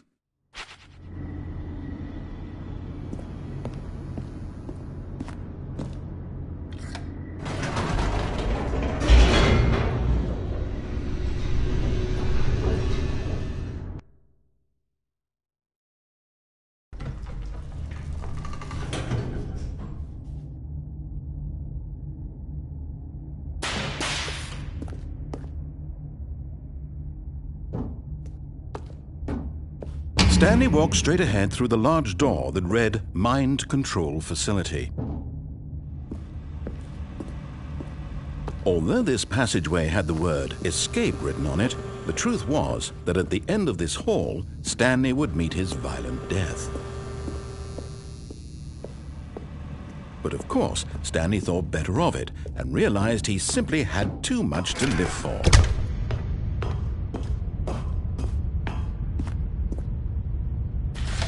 The lights rose on an enormous room packed with television screens.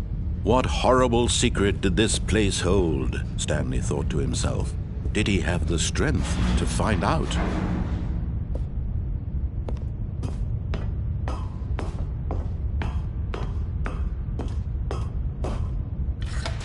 Now the monitors jumped to life, their true nature revealed.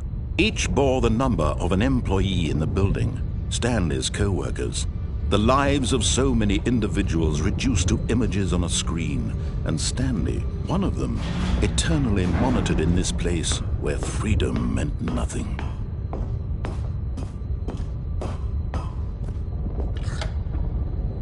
This mind control facility, it was too horrible to believe. It couldn't be true. Had Stanley really been under someone's control all this time? Was this the only reason he was happy with his boring job? That his emotions had been manipulated to accept it blindly? No, he refused to believe it. He couldn't accept it. His own life in someone else's control? Never! It was unthinkable, wasn't it? Was it even possible? Had he truly spent his entire life utterly blind to the world?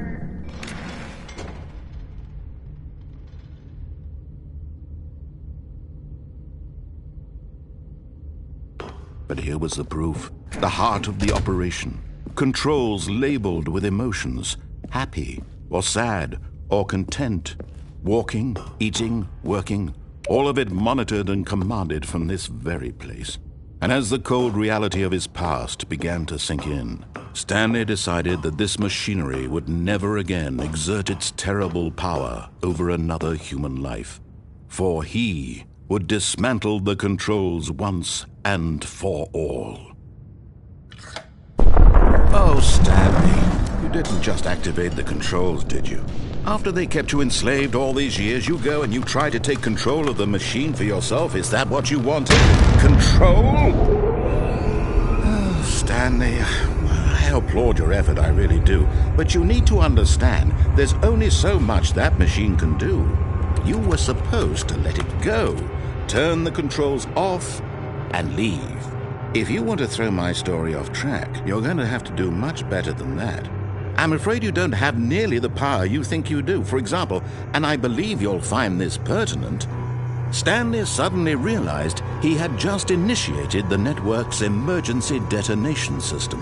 In the event that this machine is activated without proper DNA identification, nuclear detonators are said to explode, eliminating the entire complex. How long until detonation then? Let's say, 2 minutes. Ah, now this is making things a little more fun, isn't it, Stanley? It's your time to shine. You are the star. It's your story now. Shape it to your heart's desires. Oh, this is much better than what I had in mind. What a shame we have so little time left to enjoy it. Mere moments until the bomb goes off. But what precious moments each one of them is. More time to talk about you, about me, where we're going, what all this means. I barely know where to start. What's that?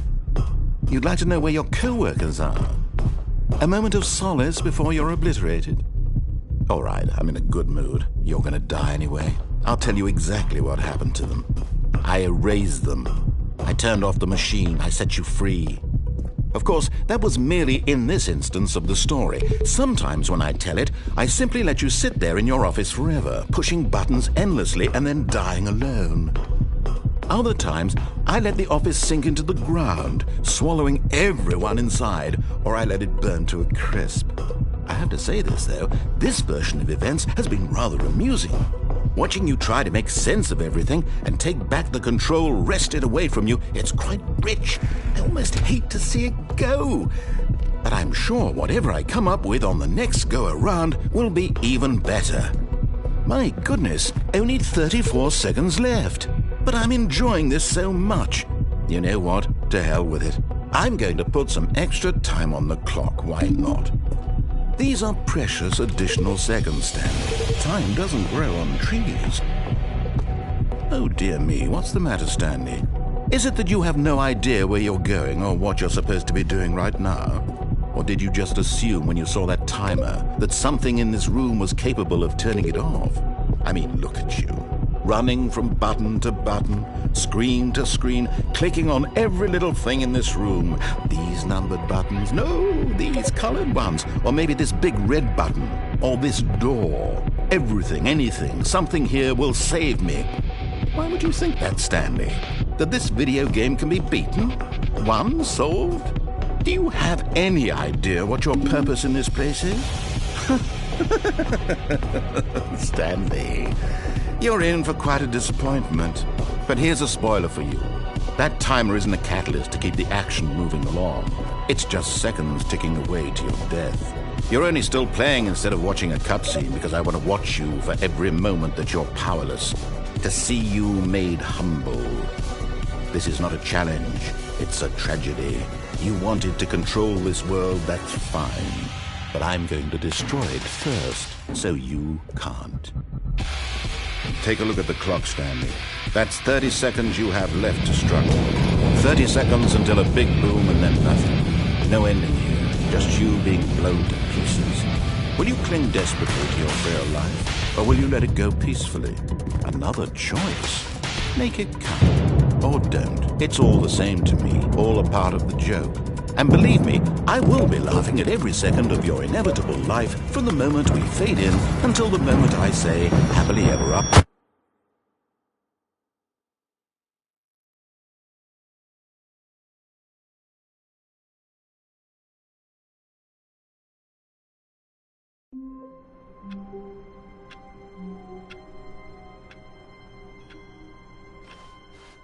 All of his co-workers were gone.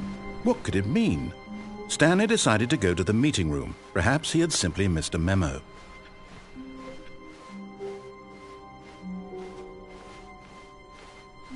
When Stanley came to a set of 2 open doors, he entered the door on his left.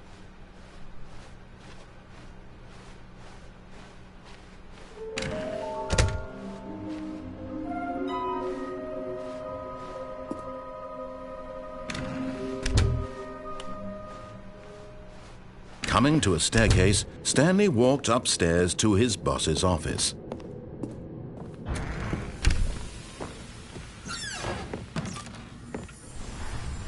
Another miniature Stanley figurine. This, there really must be a snappier name for these things. What about mini-stands? Stanley figs? What about Stanlerines? Yes, I think I like that. Another Stanlerine under your belt.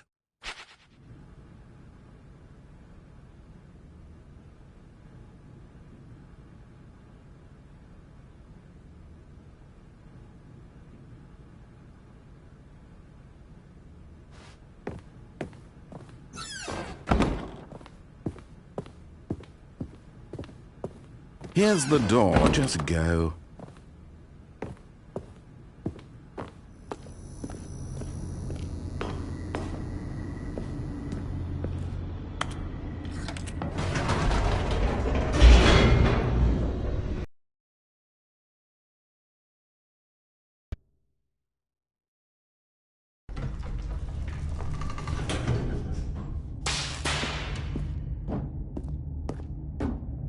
Stanley walked straight ahead through the large door that read Mind Control Facility. Although this passageway had the word, but of course, Stanley thought better of it and realized he simply had too much to live for.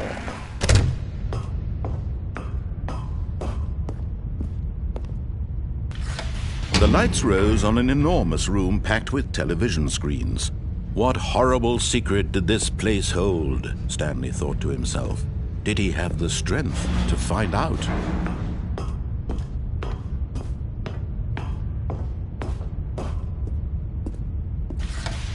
Now the monitors jumped to life, their true nature revealed. Each bore the number of an employee in the building, Stanley's co-workers. The lives of so many individuals reduced to images on a screen, and Stanley, one of them, eternally monitored in this place where freedom meant nothing.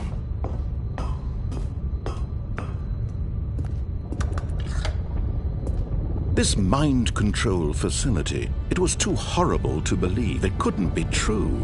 Had Stanley really been under someone's control all this time?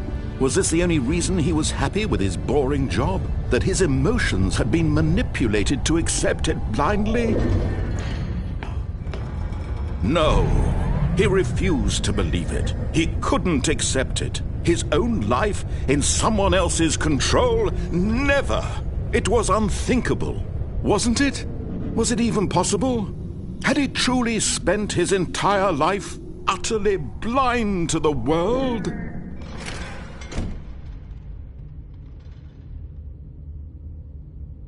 But here was the proof, the heart of the operation. Controls labeled with emotions, happy or sad or content. Walking, eating, working, all of it monitored and commanded from this very place. And as the cold reality of his past began to sink in, Stanley decided that this machinery would never again exert its terrible power over... Oh, Stanley, you didn't just activate the controls, did you? After they kept you enslaved all these years, you go and you try to take control of the machine for yourself? Is that what you wanted? Control? Oh, Stanley... I applaud your effort, I really do. But you need to understand, there's only so much that machine can do. You were supposed to let it go, turn the controls off, and leave. If you want to throw my story off track, you're going to have to do much better than that. I'm afraid you don't have nearly the power you think you do. For example, and I believe you'll find this pertinent, Stanley suddenly realized he had just initiated the network's emergency detonation system. In the event that this machine is activated without proper DNA identification, nuclear detonators are said to explode, eliminating the entire complex. How long until detonation then? Let's say, 2 minutes.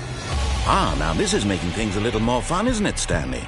It's your time to shine. You are the star. It's your story now. Shape it to your heart's desires. Oh, this is much better than what I had in mind. What a shame we have so little time left to enjoy it. Mere moments until the bomb goes off. But what precious moments each one of them is. More time to talk about you, about me, where we're going, what all this means. I barely know where to start. What's that? You'd like to know where your co-workers are? A moment of solace before you're obliterated? All right, I'm in a good mood. You're going to die anyway. I'll tell you exactly what happened to them. I erased them. I turned off the machine. I set you free. Of course, that was merely in this instance of the story. Sometimes when I tell it, I simply let you sit there in your office forever, pushing buttons endlessly and then dying alone. Other times, I let the office sink into the ground, swallowing everyone inside, or I let it burn to a crisp. I have to say this, though, this version of events has been rather amusing. Watching you try to make sense of everything and take back the control wrested away from you, it's quite rich. I almost hate to see it go. But I'm sure whatever I come up with on the next go-around will be even better. My goodness, only 34 seconds left. But I'm enjoying this so much. You know what? To hell with it. I'm going to put some extra time on the clock, why not? These are precious additional seconds, Stanley. Time doesn't grow on trees. Oh dear me, what's the matter, Stanley? Is it that you have no idea where you're going or what you're supposed to be doing right now? Or did you just assume when you saw that timer that something in this room was capable of turning it off? I mean, look at you. Running from button to button, screen to screen, clicking on every little thing in this room. These numbered buttons, no, these colored ones. Or maybe this big red button, or this door. Everything, anything, something here will save me. Why would you think that, Stanley? That this video game can be beaten? Won? Solved? Do you have any idea what your purpose in this place is? But you really believe there's an answer? How many times will you replay this bit, looking desperately for a solution? 10? 100? 1,000? I look forward to finding out and to watching the bomb go off each time you fail. Just you and me and the retching explosion of fire and metal over and over and over for all of eternity. And Stanley died again.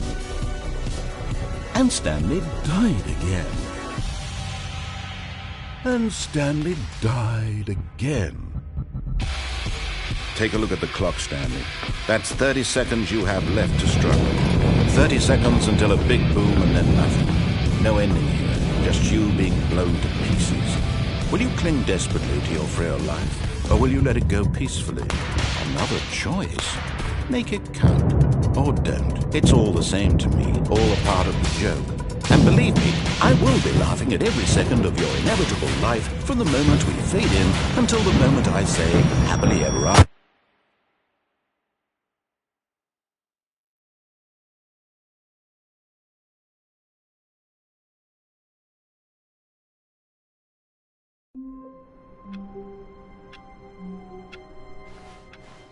Someone was following Stanley. He was sure of it.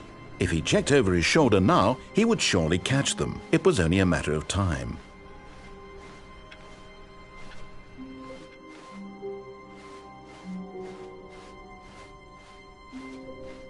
When Stanley came to a set of 2 open doors, this was not the correct way to the meeting room, and Stanley knew it perfectly well.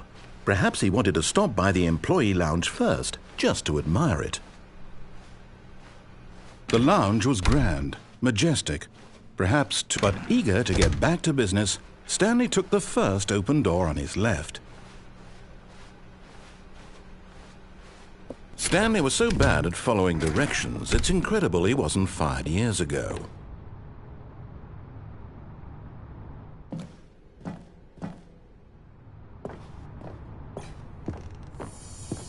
Okay, I'm going back to the name of these little Stanley figurines, and now I'm torn between Stanlerines and Figlies. What do you think, Stanley? What name better encapsulates the intrinsic sense of happiness that you get from seeing a small number in the corner of your screen go up by 1? Let me sit on it. I'm sure it will come to me.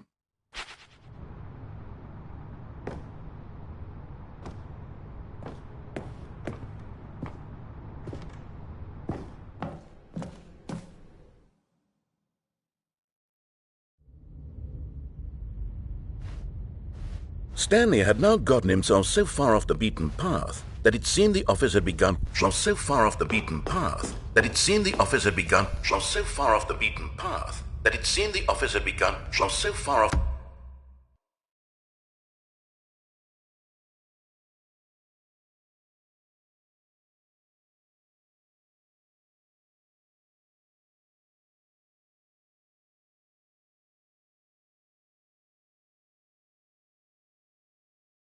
The beaten path that it seemed the office had begun. So far off the beaten path that it seemed the office had begun. So far.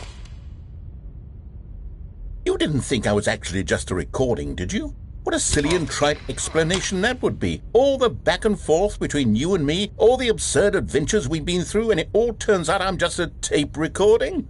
It was all just in Stanley's head. I bet that's the kind of twist you think is revelatory. I bet each and every time you watch a movie where it turns out all to be in the main character's imagination, you must absolutely bolt off the couch in pure shock at the phenomenal and intricate storytelling. It must be so simple to be you. Life being an unending waterfall of surprises and delights. How much more exciting you must find the world than the rest of us do. Now I've become sad. Look what you've done to me. This is all your fault.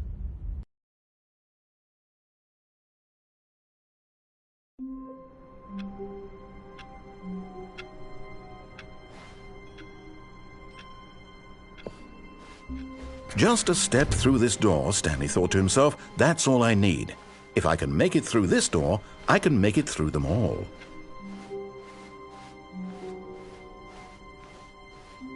When Stanley came to a set of 2 open doors, he entered the door on his left. This was not the correct way to the meeting room, and Stanley knew it perfectly well. Perhaps he wanted to stop by the employee lounge first, just to admire it. And here it was, the lounge. What a room, Stanley thought to himself. What a room. But eager to get back to business, Stanley took the first open door on his left. Stanley was so bad at following directions, it's incredible he wasn't fired years ago.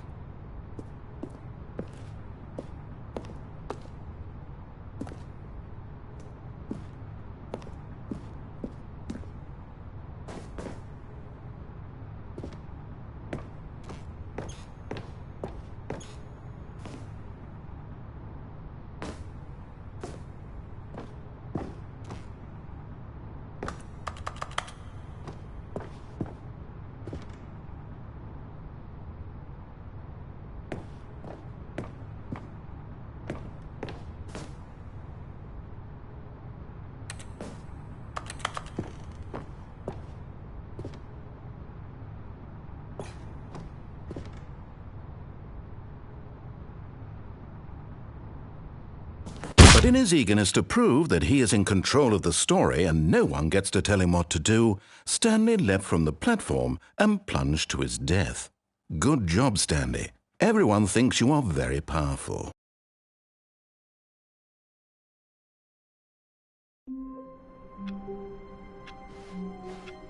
Even now, Stanley's office was a distant memory. What did it look like?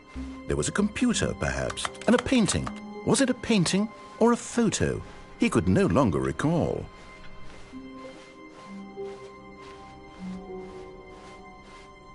When Stanley came to a set of 2 open doors, this was not the correct way to the meeting room, and Stanley knew it perfectly well. Perhaps he wanted to stop by the employee lounge first, just to admire it. It was okay. But eager to get back to business, Stanley took the first open door on his left. Stanley was so bad at following directions, it's incredible he wasn't fired years ago. Look, Stanley, I think perhaps we've gotten off on the wrong foot here. I'm not your enemy, really, I'm not. I realize that investing your trust in someone else can be difficult, but the fact is that the story has been about nothing but you all this time. There's someone you've been neglecting, Stanley. Someone you've forgotten about. What? Really? I was in the middle of something. Do you have zero consideration for others? Are you that convinced that I want something bad to happen to you? Why, I don't know how to convince you of this, but I really do want to help you, to show you something beautiful. Look, let me prove it. Let me prove that I'm on your side. Give me a chance.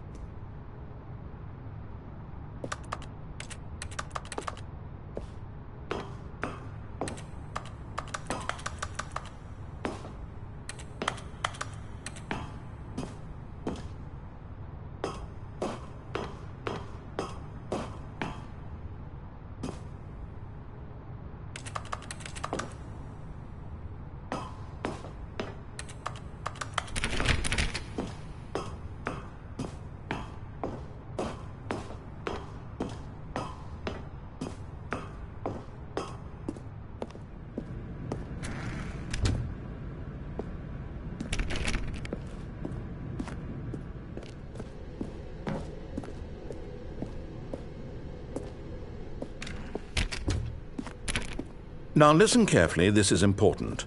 Stanley walked through the red door.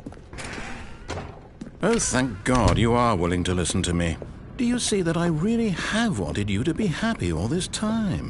The problem is all these choices. The two of us always trying to get somewhere that isn't here. Running and running and running, just the way you're doing right now. Don't you see that it's killing us, Stanley? I wanted to stop. We would both be so much happier if we just stopped. And I think I have a solution.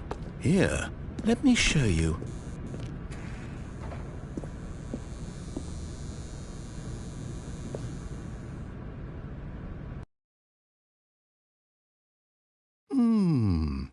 What do we want? What are we looking for? Here. Yes. Oh, it's beautiful, isn't it? If we just stay right here, right in this moment with this place, Stanley, I think I feel happy. No, wait. Where are you going?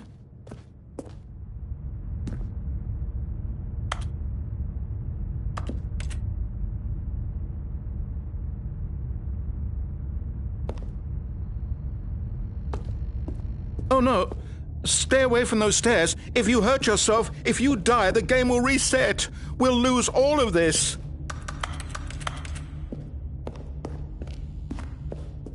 Please, no, Stanley, let me stay here. Don't take this from me. Please, Stanley, think about what you're doing.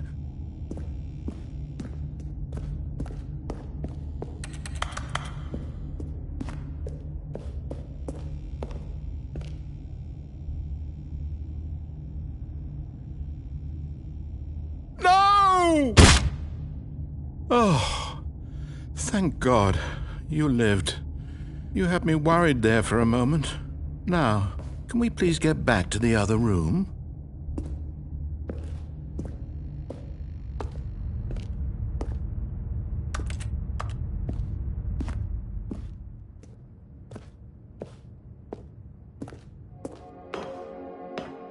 There. See? This is what you want. This is where we can both be happy. We really can. If we stop moving, we just have to stop moving.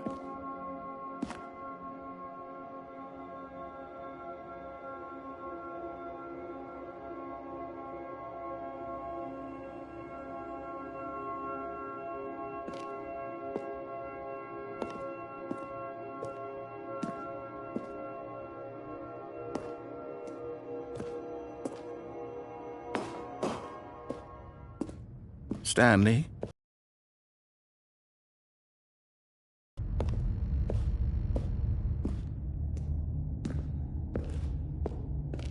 No. No, what are you doing, Stan? Do you just not believe me? What can I say to convince you?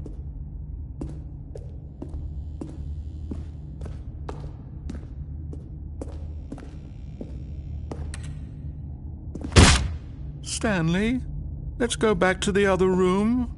Can you do that for me? Yes, perhaps you can. Perhaps you finally see what I'm talking about.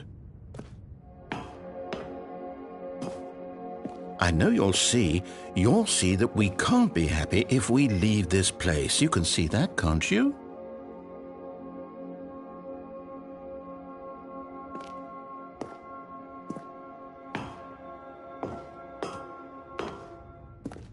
No, perhaps not.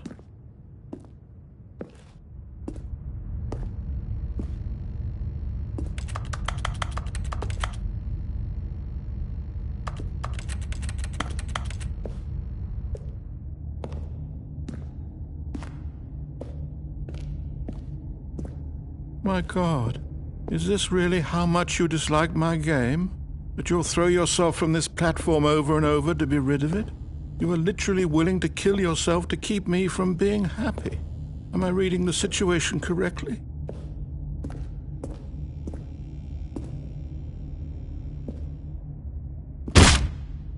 Or maybe you're just getting a kick out of it. I don't know anymore. I just wanted us to get along. But I guess that was too much to ask. It looks like you wanted to make a choice after all. Well, this one is yours.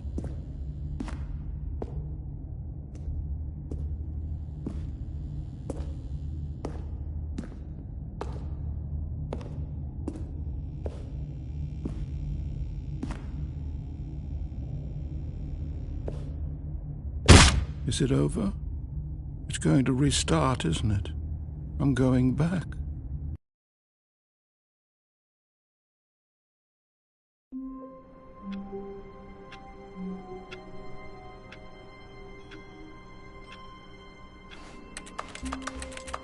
Stanley knew the office layout like the back of his hand. It was only a matter of time before he found the others, wherever they were. Just a matter of time. When Stanley came to a set of 2 open doors, this was not the correct way to the meeting room, and Stanley knew it perfectly well. Perhaps he wanted to stop by the employee lounge first, just to admire it.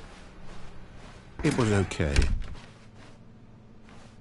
But eager to get back to business, Stanley took the first open door on his left. And so he detoured through the maintenance section, walked straight ahead to the opposite door, and got back on track.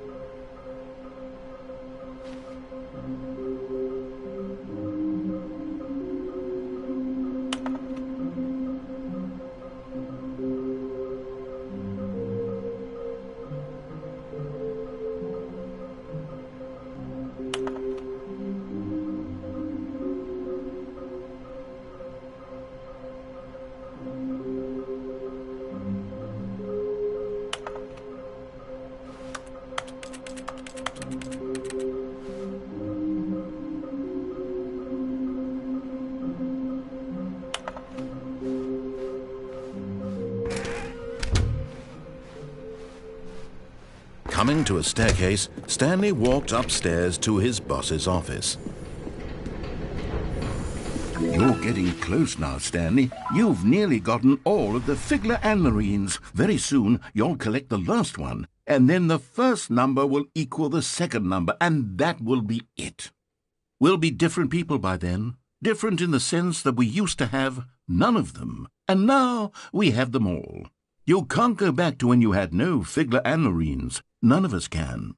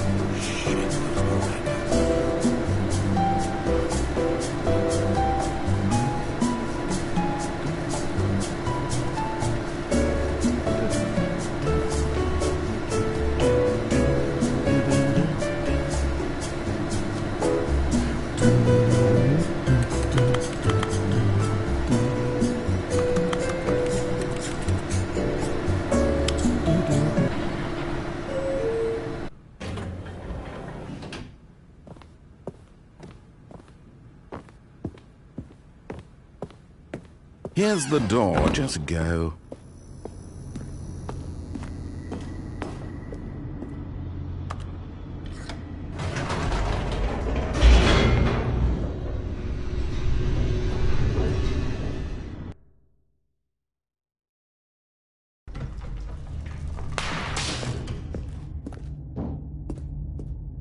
Stanley walked straight ahead through the large door that read Mind Control Facility.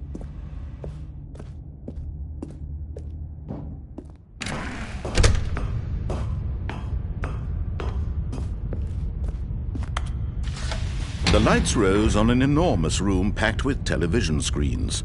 What horrible secret did this place hold? Stanley thought to himself. Did he have the strength to find out?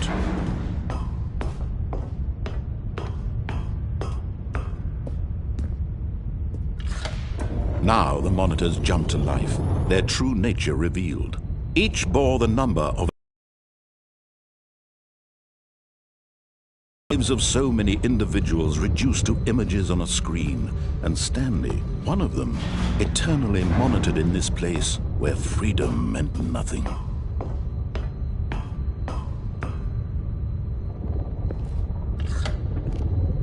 This mind control facility, it was too horrible to believe. It couldn't be true. Had Stanley really been under someone's control all this time?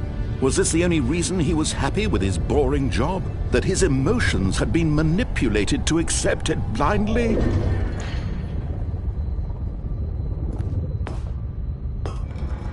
No, he refused to believe it. He couldn't accept it. His own life in someone else's control? Never! It was unthinkable, wasn't it? Was it even possible? Had he truly spent his entire life utterly blind to the world? But here was the proof, the heart of the operation. Controls labeled with emotions, happy or sad or content, walking, eating, working, all of it monitored and commanded from this very place. And as the cold reality of his past began to sink in, Stanley decided that this machinery would never again exert its terrible power over another human life. For he would dismantle the controls once and for all.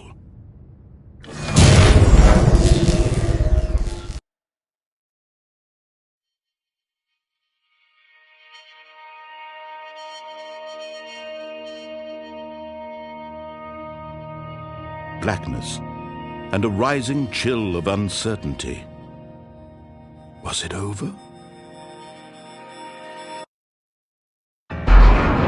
Yes! He had won! He had defeated the machine, unshackled himself from someone else's command. Freedom was mere moments away. And yet, even as the immense door slowly opened, Stanley reflected on how many puzzles still lay unsolved. Where had his co-workers gone? How had he been freed from the machine's grasp? What other mysteries did this strange building hold? But as sunlight streamed into the chamber, he realized none of this mattered to him, for it was not knowledge or even power that he had been seeking, but happiness. Perhaps his goal had not been to understand, but to let go.